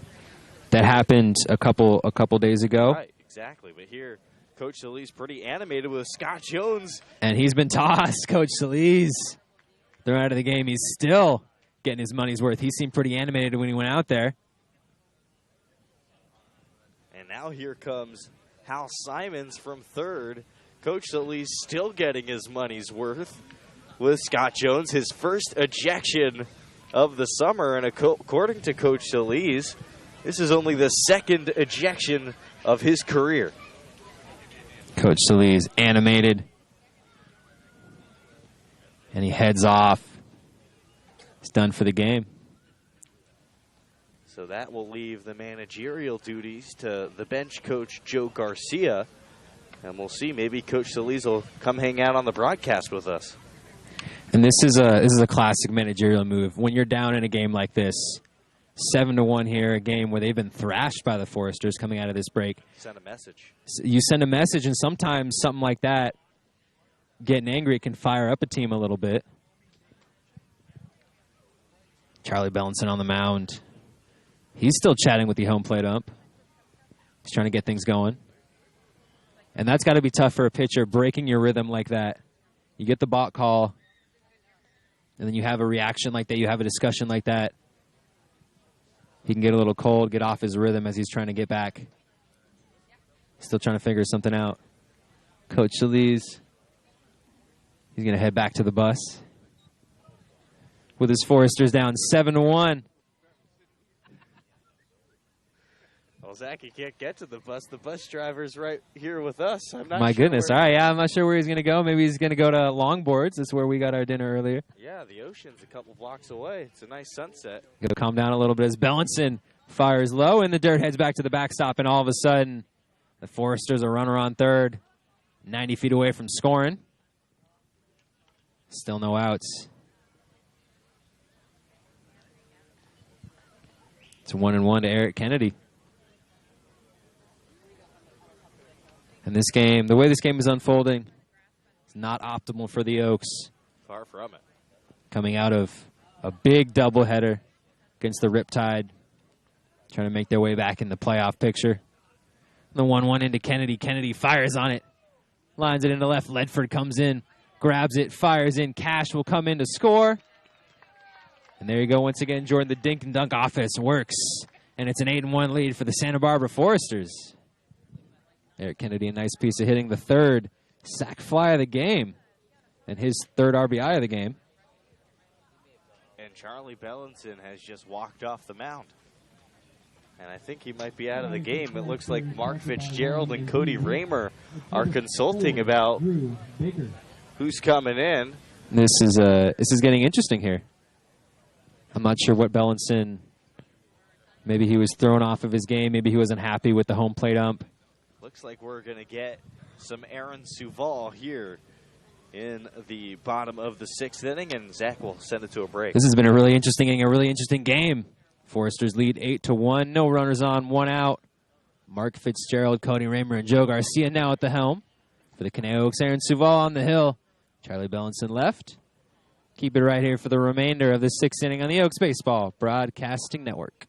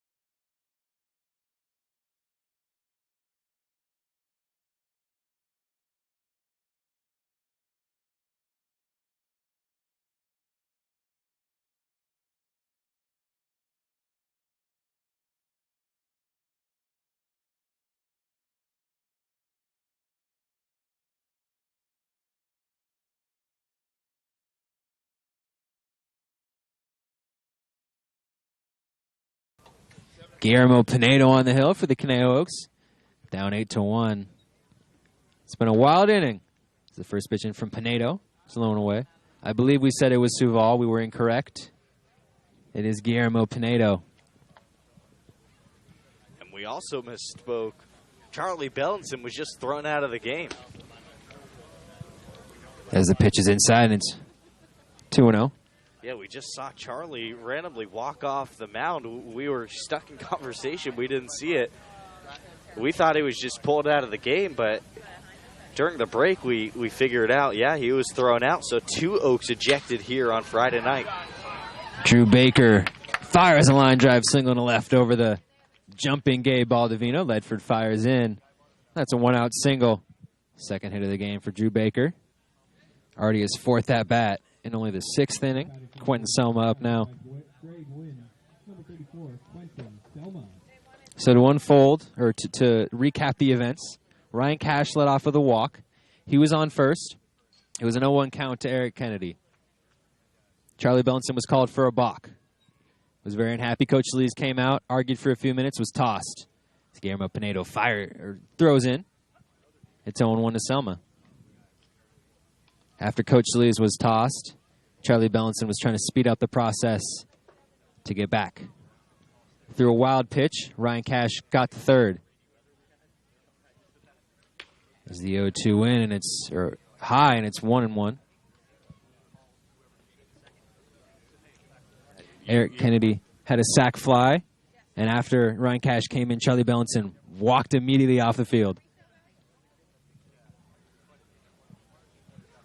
In from Pinedo as the runner heads to second. Baker. It's popped up into right. Sandoval makes the catch, throws it back to first. Baker gets back safely. That's 2 outs, still a runner on. Going back to a point you made a little bit earlier, Zach. Coach Solis ejected. We know this is not a normal thing for Coach Solis. This is a rare exception. And I think you made the right point saying that he was trying to send a message to his team in a blowout game that's likely going to result in a loss unless something completely out of the ordinary happens. First pitch into Presno low, and it's 1-0. Sometimes you're getting beat so bad, you wonder, why am I here? Why do I care? And Coach Solis showing off that fire, defending one of his players. As the 1-0 win. Krasnick fires over Drew Baker. Steals second safely. The Foresters a runner in scoring position. Zach Presno 1 for 2 today. A single in the 4th. Scored a run. Had a walk in the 5th and scored a run that inning as well. It's a 1-1 into Presno. And the pitch in is inside, and it's 2-1. Starting to cool down here in Santa Barbara as the sun begins to set. It's right in front of our faces now. We have 10 more minutes until we're able to see the field. It changes quick here. Goes from real sunny and real hot to real dark and real cold in about half an hour. Yeah, that's usually how sunsets work. Thanks, Jordan. As the 2-1 is high, and it's 3-1. I'm talking specifically here in Santa Barbara, how quickly it changes. Well, you do have a point. Once it gets behind those mountains and those trees, gets real chilly. It does, especially near the water. The 3-1 in the dirt low, and that's a 5-pitch walk. Zach Presno tosses his bat, takes first. And the Foresters 2 runners on, 2 outs. Blake Hall up to the dish. His last time up, Hall had an RBI single. That was in the 5th. And he scored a run. 1 of 8 today. Second walk of the inning. First was by Charlie Bellinson, and now one by Guillermo Pinedo.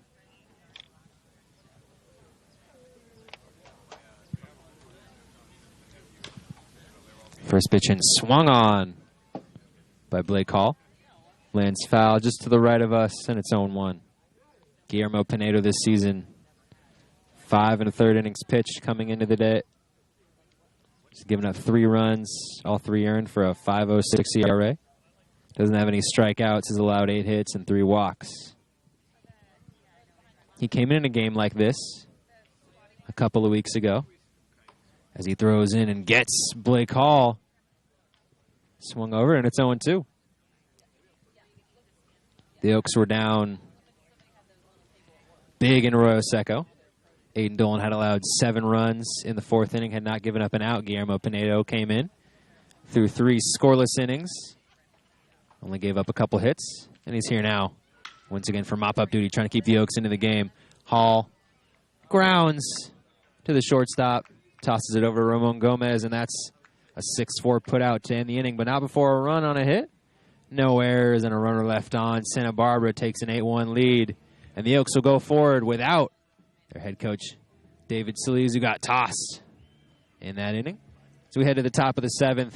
The Oaks will try to come back down 7, and you'll see it all right here on the Oaks Baseball Broadcasting Network.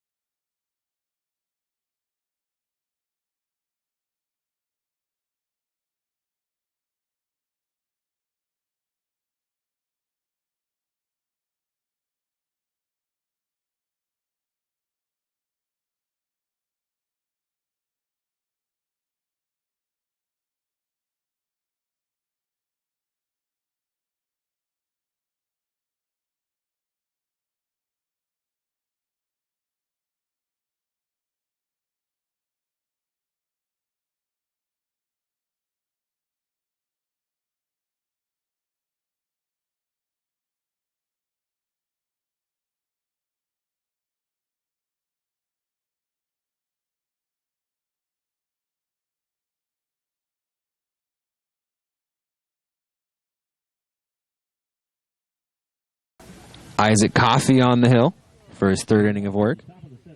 Will Pickett's here to lead on. The Oaks down 8-1. Going forward without Coach Solis. And for play-by-play for the 7th, 8th, and 9th, here's Jordan Brenner. Jordan. Thank you, Zach. An eventful 3 innings of play-by-play. After Absolutely. I handed it off to you, it was 0-0 between these 2 ball clubs. Will Pickett skims the first pitch and rolls it back to the screen 0-1. Since I handed it to you, though, Zach, 8 runs on 8 hits for Santa Barbara. It's 8-1 in favor of the Sturs. Isaac Coffey's been a big part of that. Relieved Luke Taggart after 4 innings of scoreless baseball, and a swing and a miss for Will Pickett's. It's 0-2 now. Isaac Coffey has given up a run on 2 hits, and he has struck out 3 Conejo Oaks so far. And now Pickett's in danger of striking out here on the 0-2 pitch. The line did fire on its way. Swing and a line drive. Swing out to the shortstop. Tevin Tucker backhands.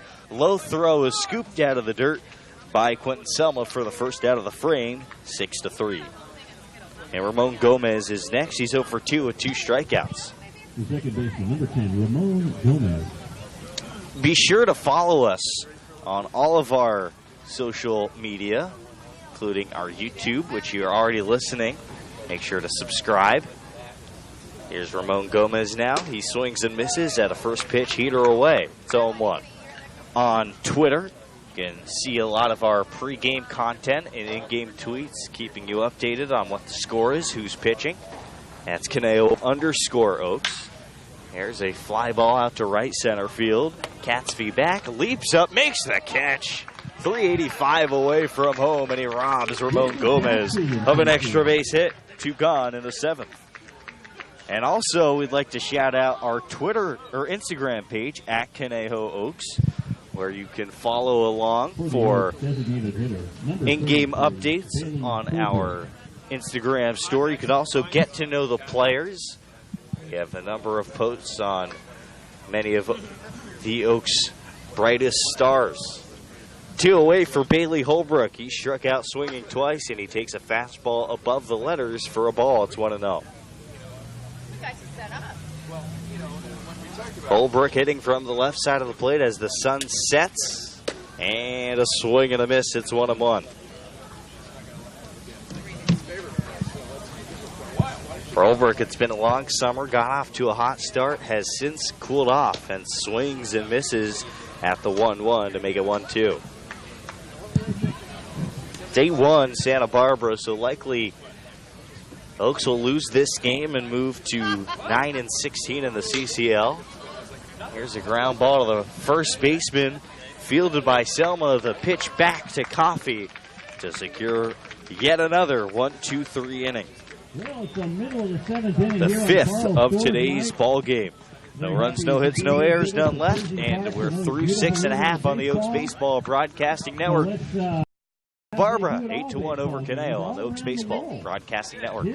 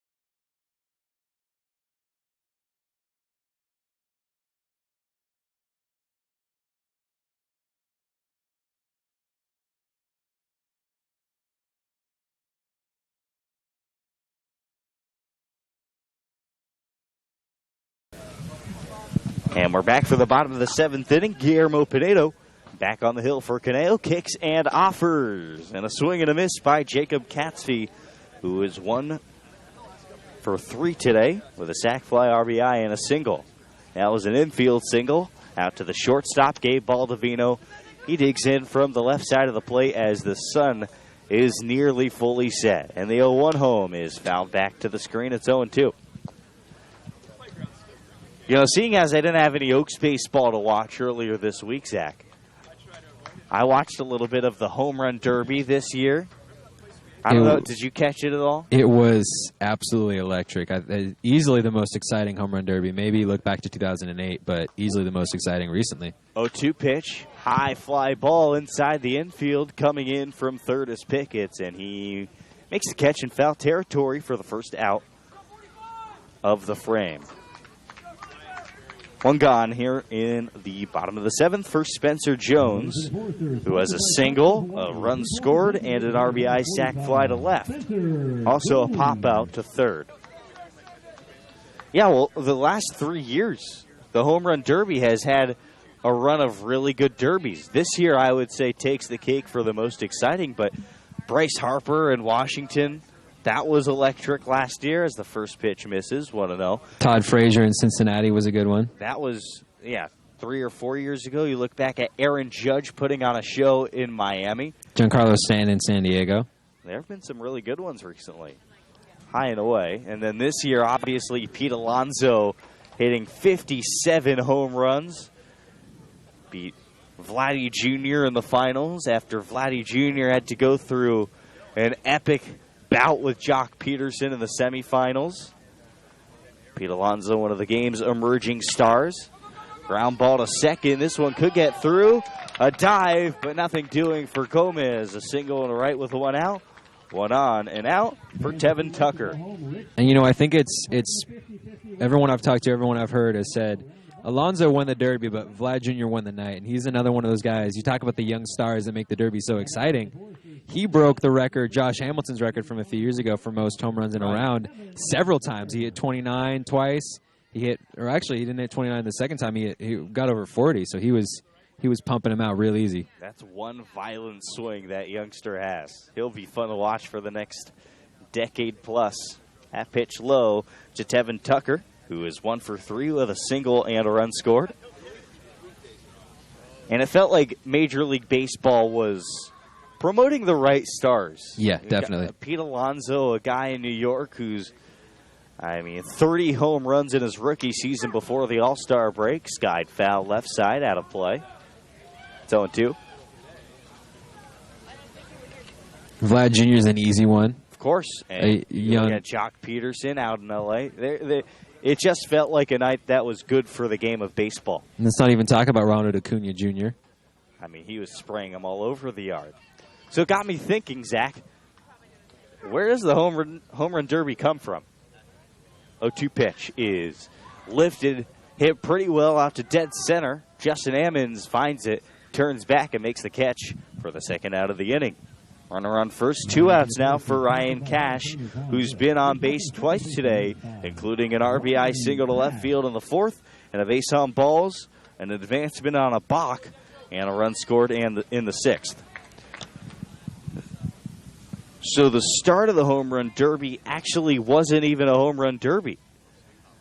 Babe Ruth, popular in the early 1900s for just hitting home runs. First pitch strike. Really, many call him the father of the home runs. Babe Ruth just liked to put on a show.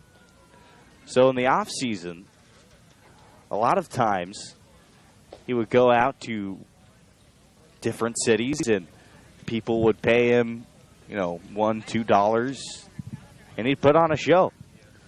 And he'd have his own type of contest. In a fungo hitting contest back in 1933, as that pitch misses high and away, 2 balls and a strike. Babe Ruth, not quite a home run derby, but he hit a ball at the time a record 395 feet through the air, which by today's standard is barely a home run. In many ballparks, it's not even a home run to dead center field. Line foul. Back in those days, it definitely wouldn't have been a home run to most center fields, as old-fashioned ballparks, you have like 420 out to dead center. Look at the Polo Grounds. Crazy dimensions.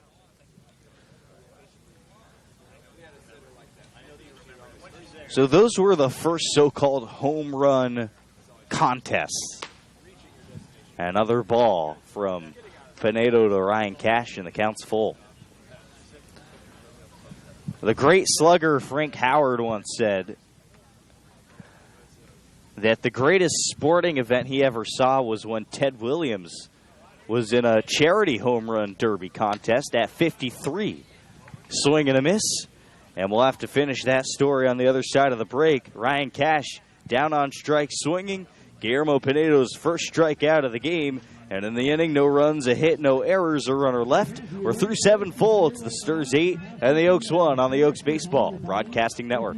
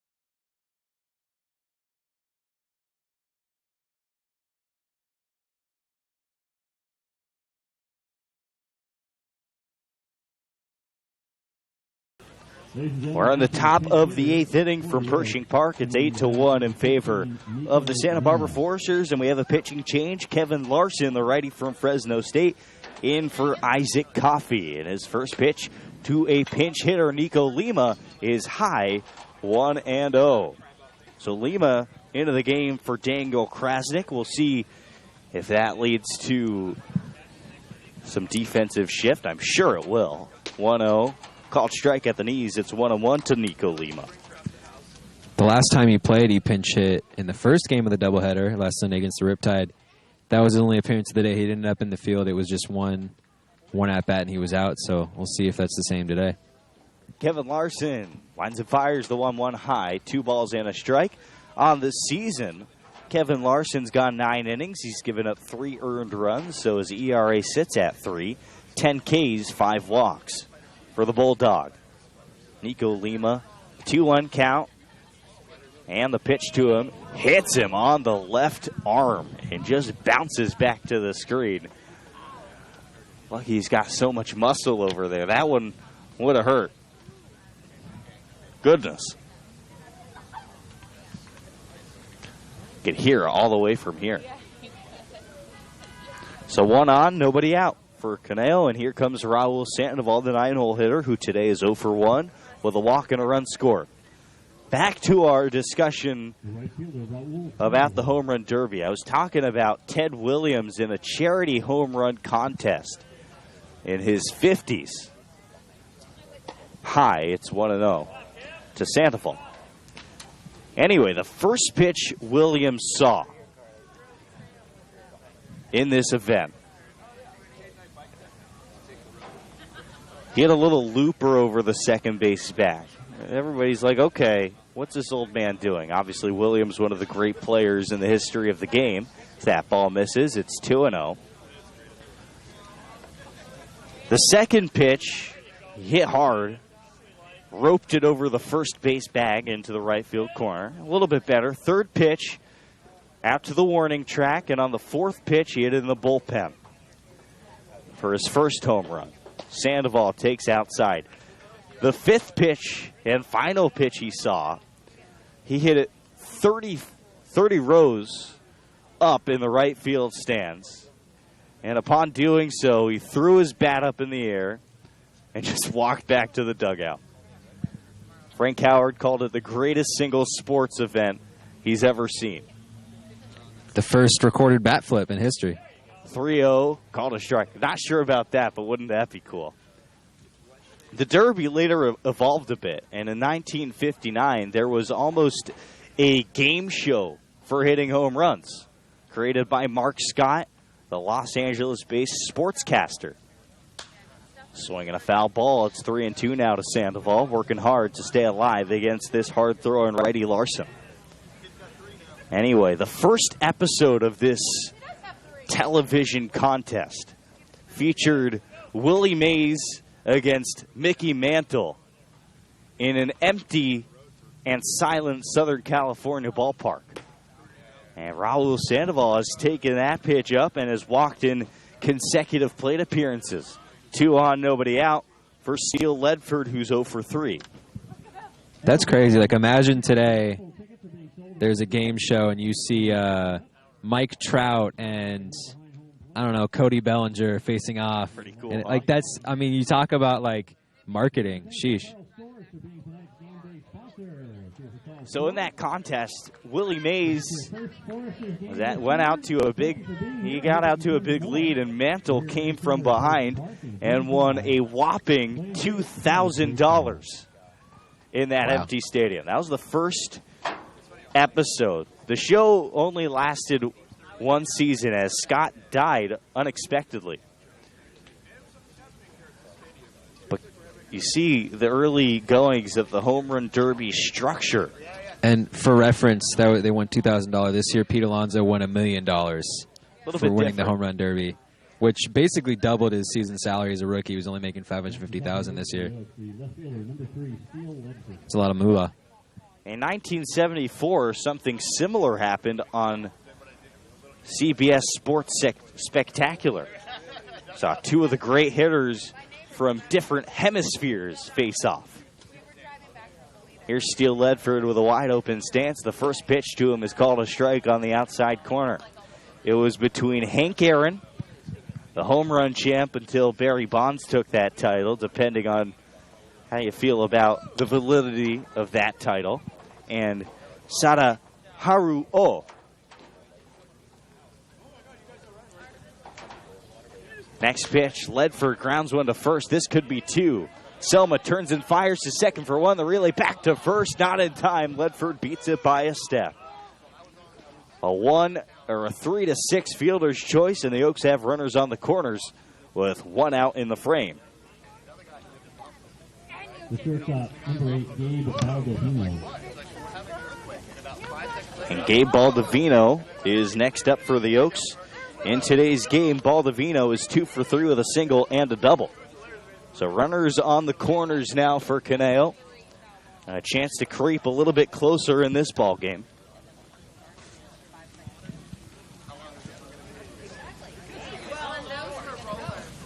And the first pitch is low to Baldovino. He has to put his hand up and direct Lima not to come in from third. It's 1-0.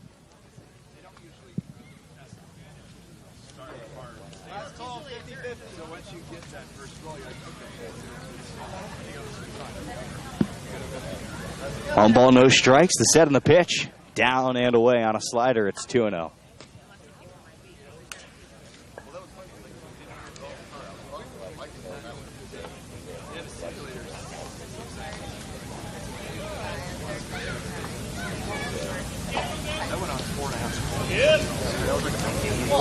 So the format of the Home Run Derby has changed quite a bit. Swinging a foul ball, it's now 2-1 to Gabe Baldovino.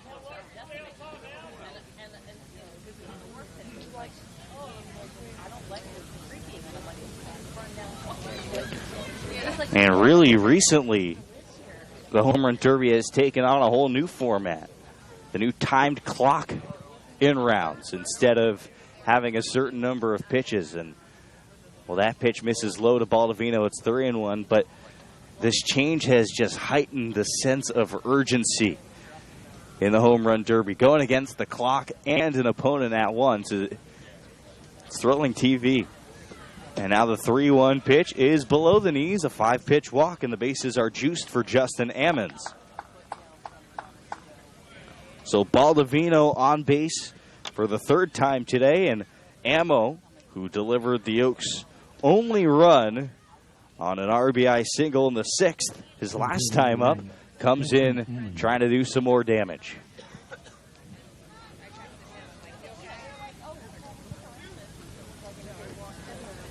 It's funny.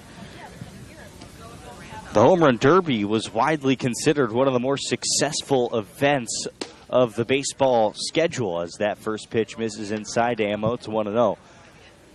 And yet the next night, the actual Midsummer Classic produced some of the worst ratings it's ever produced. I watched it. I didn't. There you go. 1-0 pitch. Ammons takes a strike on the inside corner. Lima dives back head first into third. Although I haven't watched it in a while, I didn't know in 2016, because the AL had won so many games, they changed the format. So up until then, for the last 15 years, the winner of the game got home field advantage in the World Series. So bases loaded, and 0-1 count, and that pitch is high. It's now, 2 balls and a strike to Justin Ammons. Nico Lima pinch hit to lead off the inning for Daniel Krasnick, was hit by a pitch. A walk to Raul Sandoval and another walk to Gabe Baldovino. And the runners at all bases. That's a beautiful fastball on the inside corner, and it's 2-2 to Justin Ammons. And now the hard-throwing Kevin Larson stares in for his sign from Zach Presno. He's a pitch away from giving up a grand slam or getting out of the inning with a double play. And the pitch is fouled back to the screen.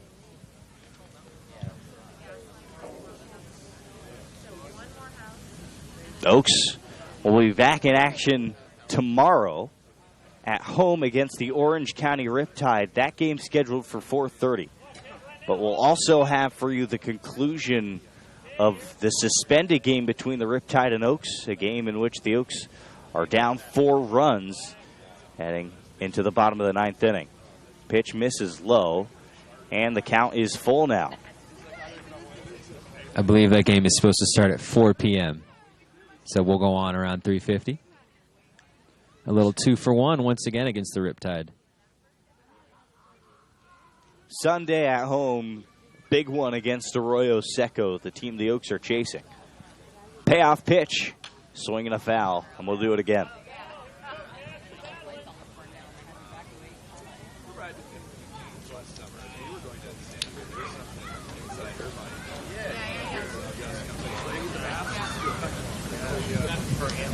As for the Santa Barbara Foresters, they'll be home tomorrow night, hosting the Arroyo Seco Saints on Alta Orthopedics Night from beautiful Santa Barbara. And now 3-2, part 2 on its way. Swinging a line drive left field. This one deep enough to reach Kennedy's glove. Throws back to second. He overshoots Ryan Cash covering. There to back it up is the first baseman, Quentin Selma. And that's just a line out that's not productive. Everybody stays at their respective bags, and the bases are still loaded with now 2 outs for Jacob Castro. Castro is 0 for 3 today. A ground out, strikeout, and fly out. And Kevin Larson, though he's been wild in this inning, 1 out and he's through a scoreless 8th. Takes a deep breath and sets at the belt. His offering is low and away. It's 1-0. Appreciate you toughing it out with us here on the Oaks Baseball Broadcasting Network, whether you're an Oaks fan or a very happy Foresters fan. We always appreciate any support we get. Castro rips and misses at that one, and it's 1-1. Feel free to drop a comment on our YouTube page. Let us know how we can make our broadcast more enjoyable for you.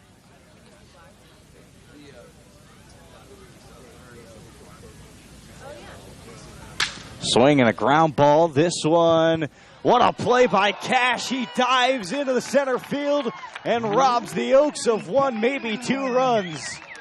And secures a scoreless inning for Larson on a 4-6 put out to end the frame. What a play by that agile second baseman, Cash. And in the inning, no runs on no hits, no errors. And the Oaks strand their 4th, 5th, and 6th runs of the ball game. We're through 7.5, and the Foresters lead 8-1 over Conejo on the Oaks Baseball Broadcasting Network.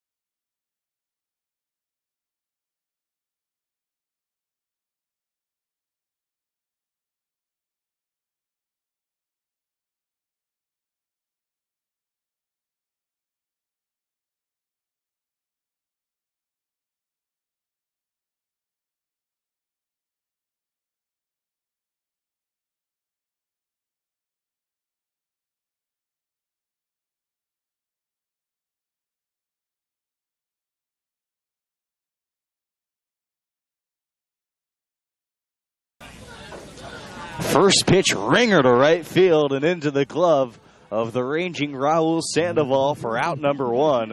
A screamer off of the bat of Eric Kennedy, who now turns in what will likely be his final at-bat of the game. He finishes with 3 RBIs and a double to left field in 5 plate appearances. Guillermo Pinedo still on the hill for the Conejo Oaks. And next up is Drew Baker, the third baseman, 2 for 4 with 2 singles. Pinedo kicks and offers, and the pitch is lofted out to straightaway center field. Justin Emmons takes 4 steps in and makes the catch for out number 2. 2 pitches, 2 outs. And next up is Quentin Selma.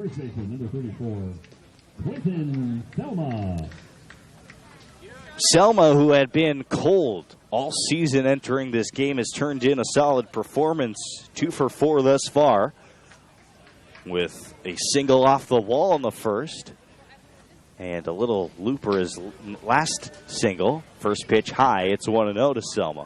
Talked a bit about it earlier in the broadcast. One of the better hitters in the Pac-12. One of, if not the best collegiate baseball conference in the NCAA. It's 1-1 as that one's rolled foul. And I know I'll probably hear it from Angus Denton and some of Oaks' other SEC members. But the Pac-12 this past year, very good, and Cal Berkeley, one of those really good teams. Selma teammates with Andrew Vaughn, the former Golden Spikes winner. Swing and a miss, it's 1-2.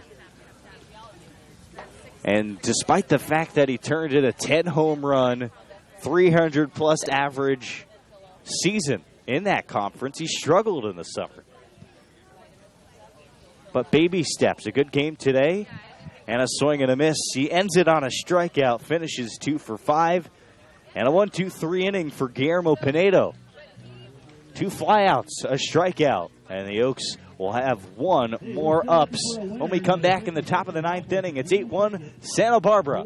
The Oaks need something special on the Oaks Baseball Broadcasting Network.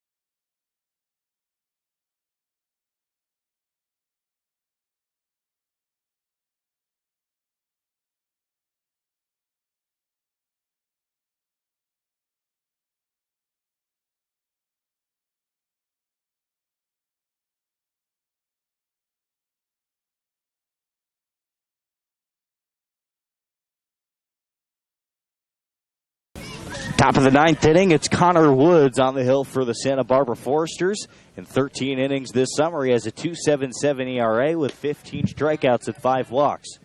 Starts off The Oaks' new hitter, Will Pickett's, with a strike at its 0-1. Pickett's is 0 for 3 with 2 groundouts and a flyout today. Kevin Larson lasted 1 inning. No hits, no runs, none earned. Walked 2 and didn't strike out anybody. Another strike, and it's 0-2. The Oaks on the fringe of losing their 16th CCL contest of the summer. And the 0-2 pitch from Woods is spiked in the dirt. It's now 1-2.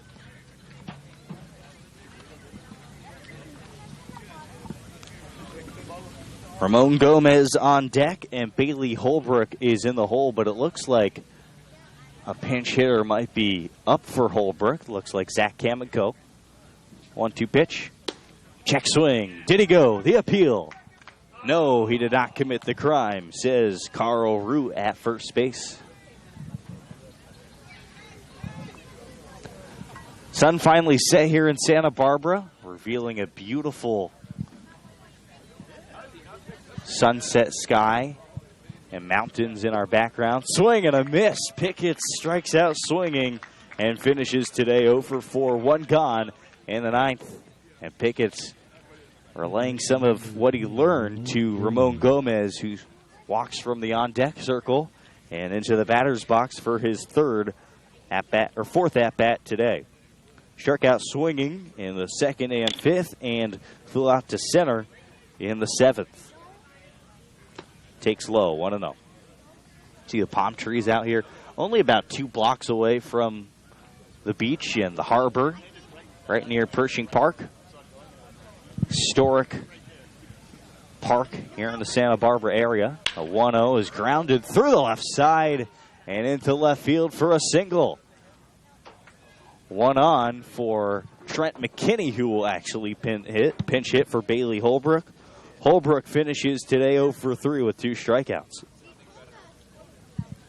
Santa Barbara on track to win their 5th consecutive CCL game.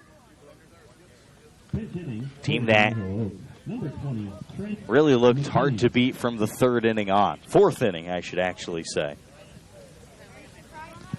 In the 4th inning, they struck for 4 runs on 5 hits and really gave it to Eric Ma. That was his last inning of work.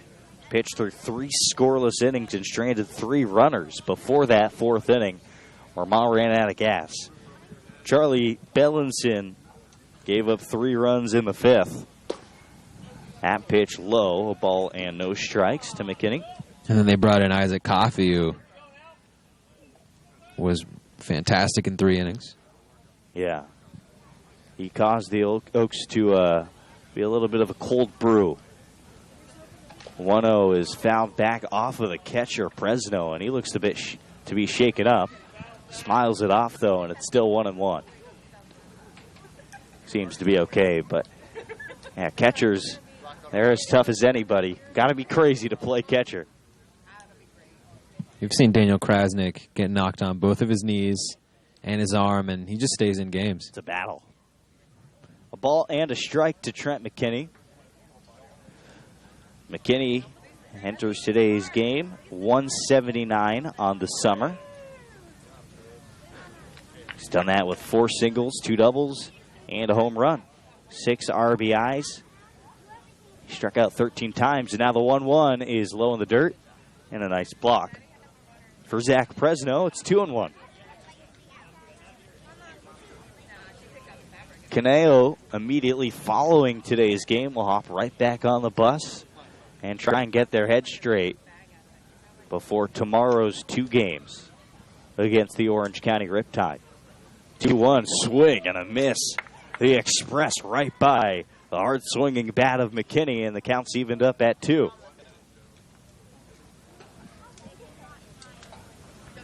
Two balls, 2 strikes, and a runner on first. That's Gomez, who gets a big lead. He could likely take second if he wanted to. Not sure he will. And the pitch, an elevated heater, is fouled back to the screen. Still 2-2. And on the bus before today's game, a broadcaster can kind of eavesdrop on what the coaches are talking about.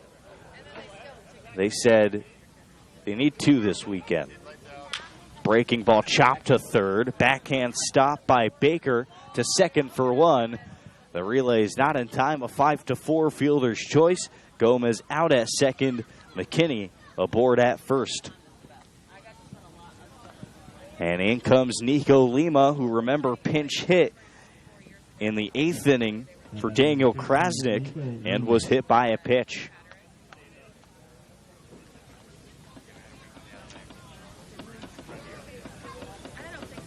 So the Oaks will still have an opportunity to win 2 this weekend. On paper, this is likely the loss that you probably identify. First pitch strike. A controversial call slightly below the knees. It's 0-1 to the former San Jose State football player. And I think this is the loss that you're okay with having.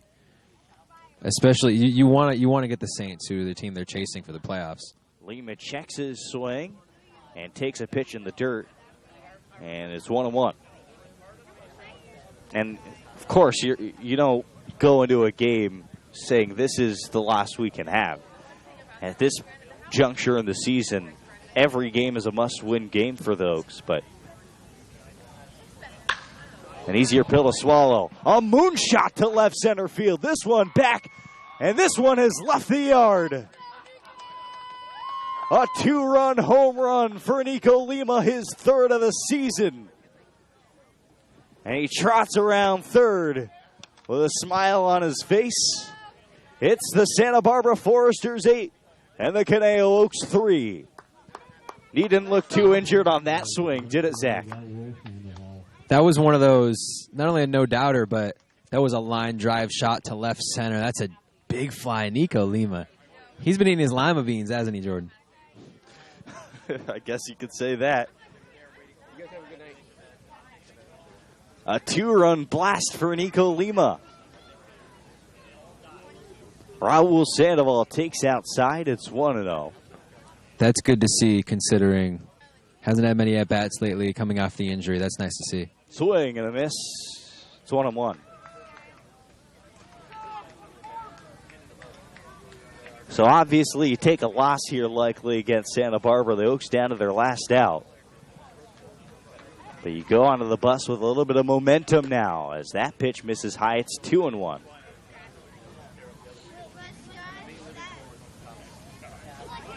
Base is empty. And the 2-1 is swung on and missed. 2-2. Hold on. That's going to be strike 3 swinging. And that'll end our ball game. Raul Sandoval walked twice today, finishes 0 for 2 with a ground out and a strikeout, and Santa Barbara puts a lid on their 20th CCL win of the summer. They're the first team to 20 in the Southern Division of the CCL. They're 20-6 in CCL play. They are 22-7 in overall. The Oaks moved to 9-16 in CCL, 11-17 overall, and they dropped their first game back from the All-Star break. Zach, a dominant performance by the best team in the league, and well, the Oaks were outmatched from the 4th inning on, but at least in the 9th inning, a little bit of momentum into tomorrow with the superstar, Nico Lima, checking in with his 3rd home run of the season. Well, you'll see this from a team that is as good as the Foresters. It's one of those, we're better than you. We're going to come out. We're going to show you why immediately. A 4-run 4th that took advantage, added on 3 in the 5th, and then 1 more in the 6th. You like to see that from Nico Lima. You like to see them exhibit a little bit of fire after Coach Lees comes out. You know, you can say one thing about the Oaks. They never fold. They're in almost every game. Today was not the case. They've had a couple of these games against the Foresters, but they're going to need Nico Lima going forward in the lineup. You saw him today. They scored 3 runs. 2 of them came off of 1 swing from him. They've been struggling since he's gone out. But heading into this weekend, like I said before, this is the one loss that you don't want to lose any games, but this is the one loss that you're okay with losing, the one loss that you want to identify going in as saying, okay, if we lose this game, it's okay, but you want to win the next 2 against the Riptide, especially against the Saints. Trailing both of those teams in the playoff race as you head into the final 9 games of the season, every game is a must-win game, really. The Oaks will be back in action tomorrow, 4 o'clock, we will resume the suspended game against the Riptide. 4:30, the start of the second game. A big weekend for the Oaks. We'll see if they can get it done tomorrow. But tonight, it was Santa Barbara's night. 8-3, the final score. We sign off here to catch a bus back to Thousand Oaks. But we have to thank everybody who made this broadcast possible, the entire Santa Barbara Foresters intern crew, and John Martoni, the broadcaster for the Foresters, the entire Oaks intern crew, Coach Solis, who was ejected from tonight's ball game, and the Oaks themselves, Emily Hilsinger on production, Zach Engberg on color and play-by-play, the 4th, 5th, and 6th. I'm Jordan Brenner signing off. Enjoy your Friday evening. The Oaks drop this one 8-3 at the hands of the #1 team in the CCL.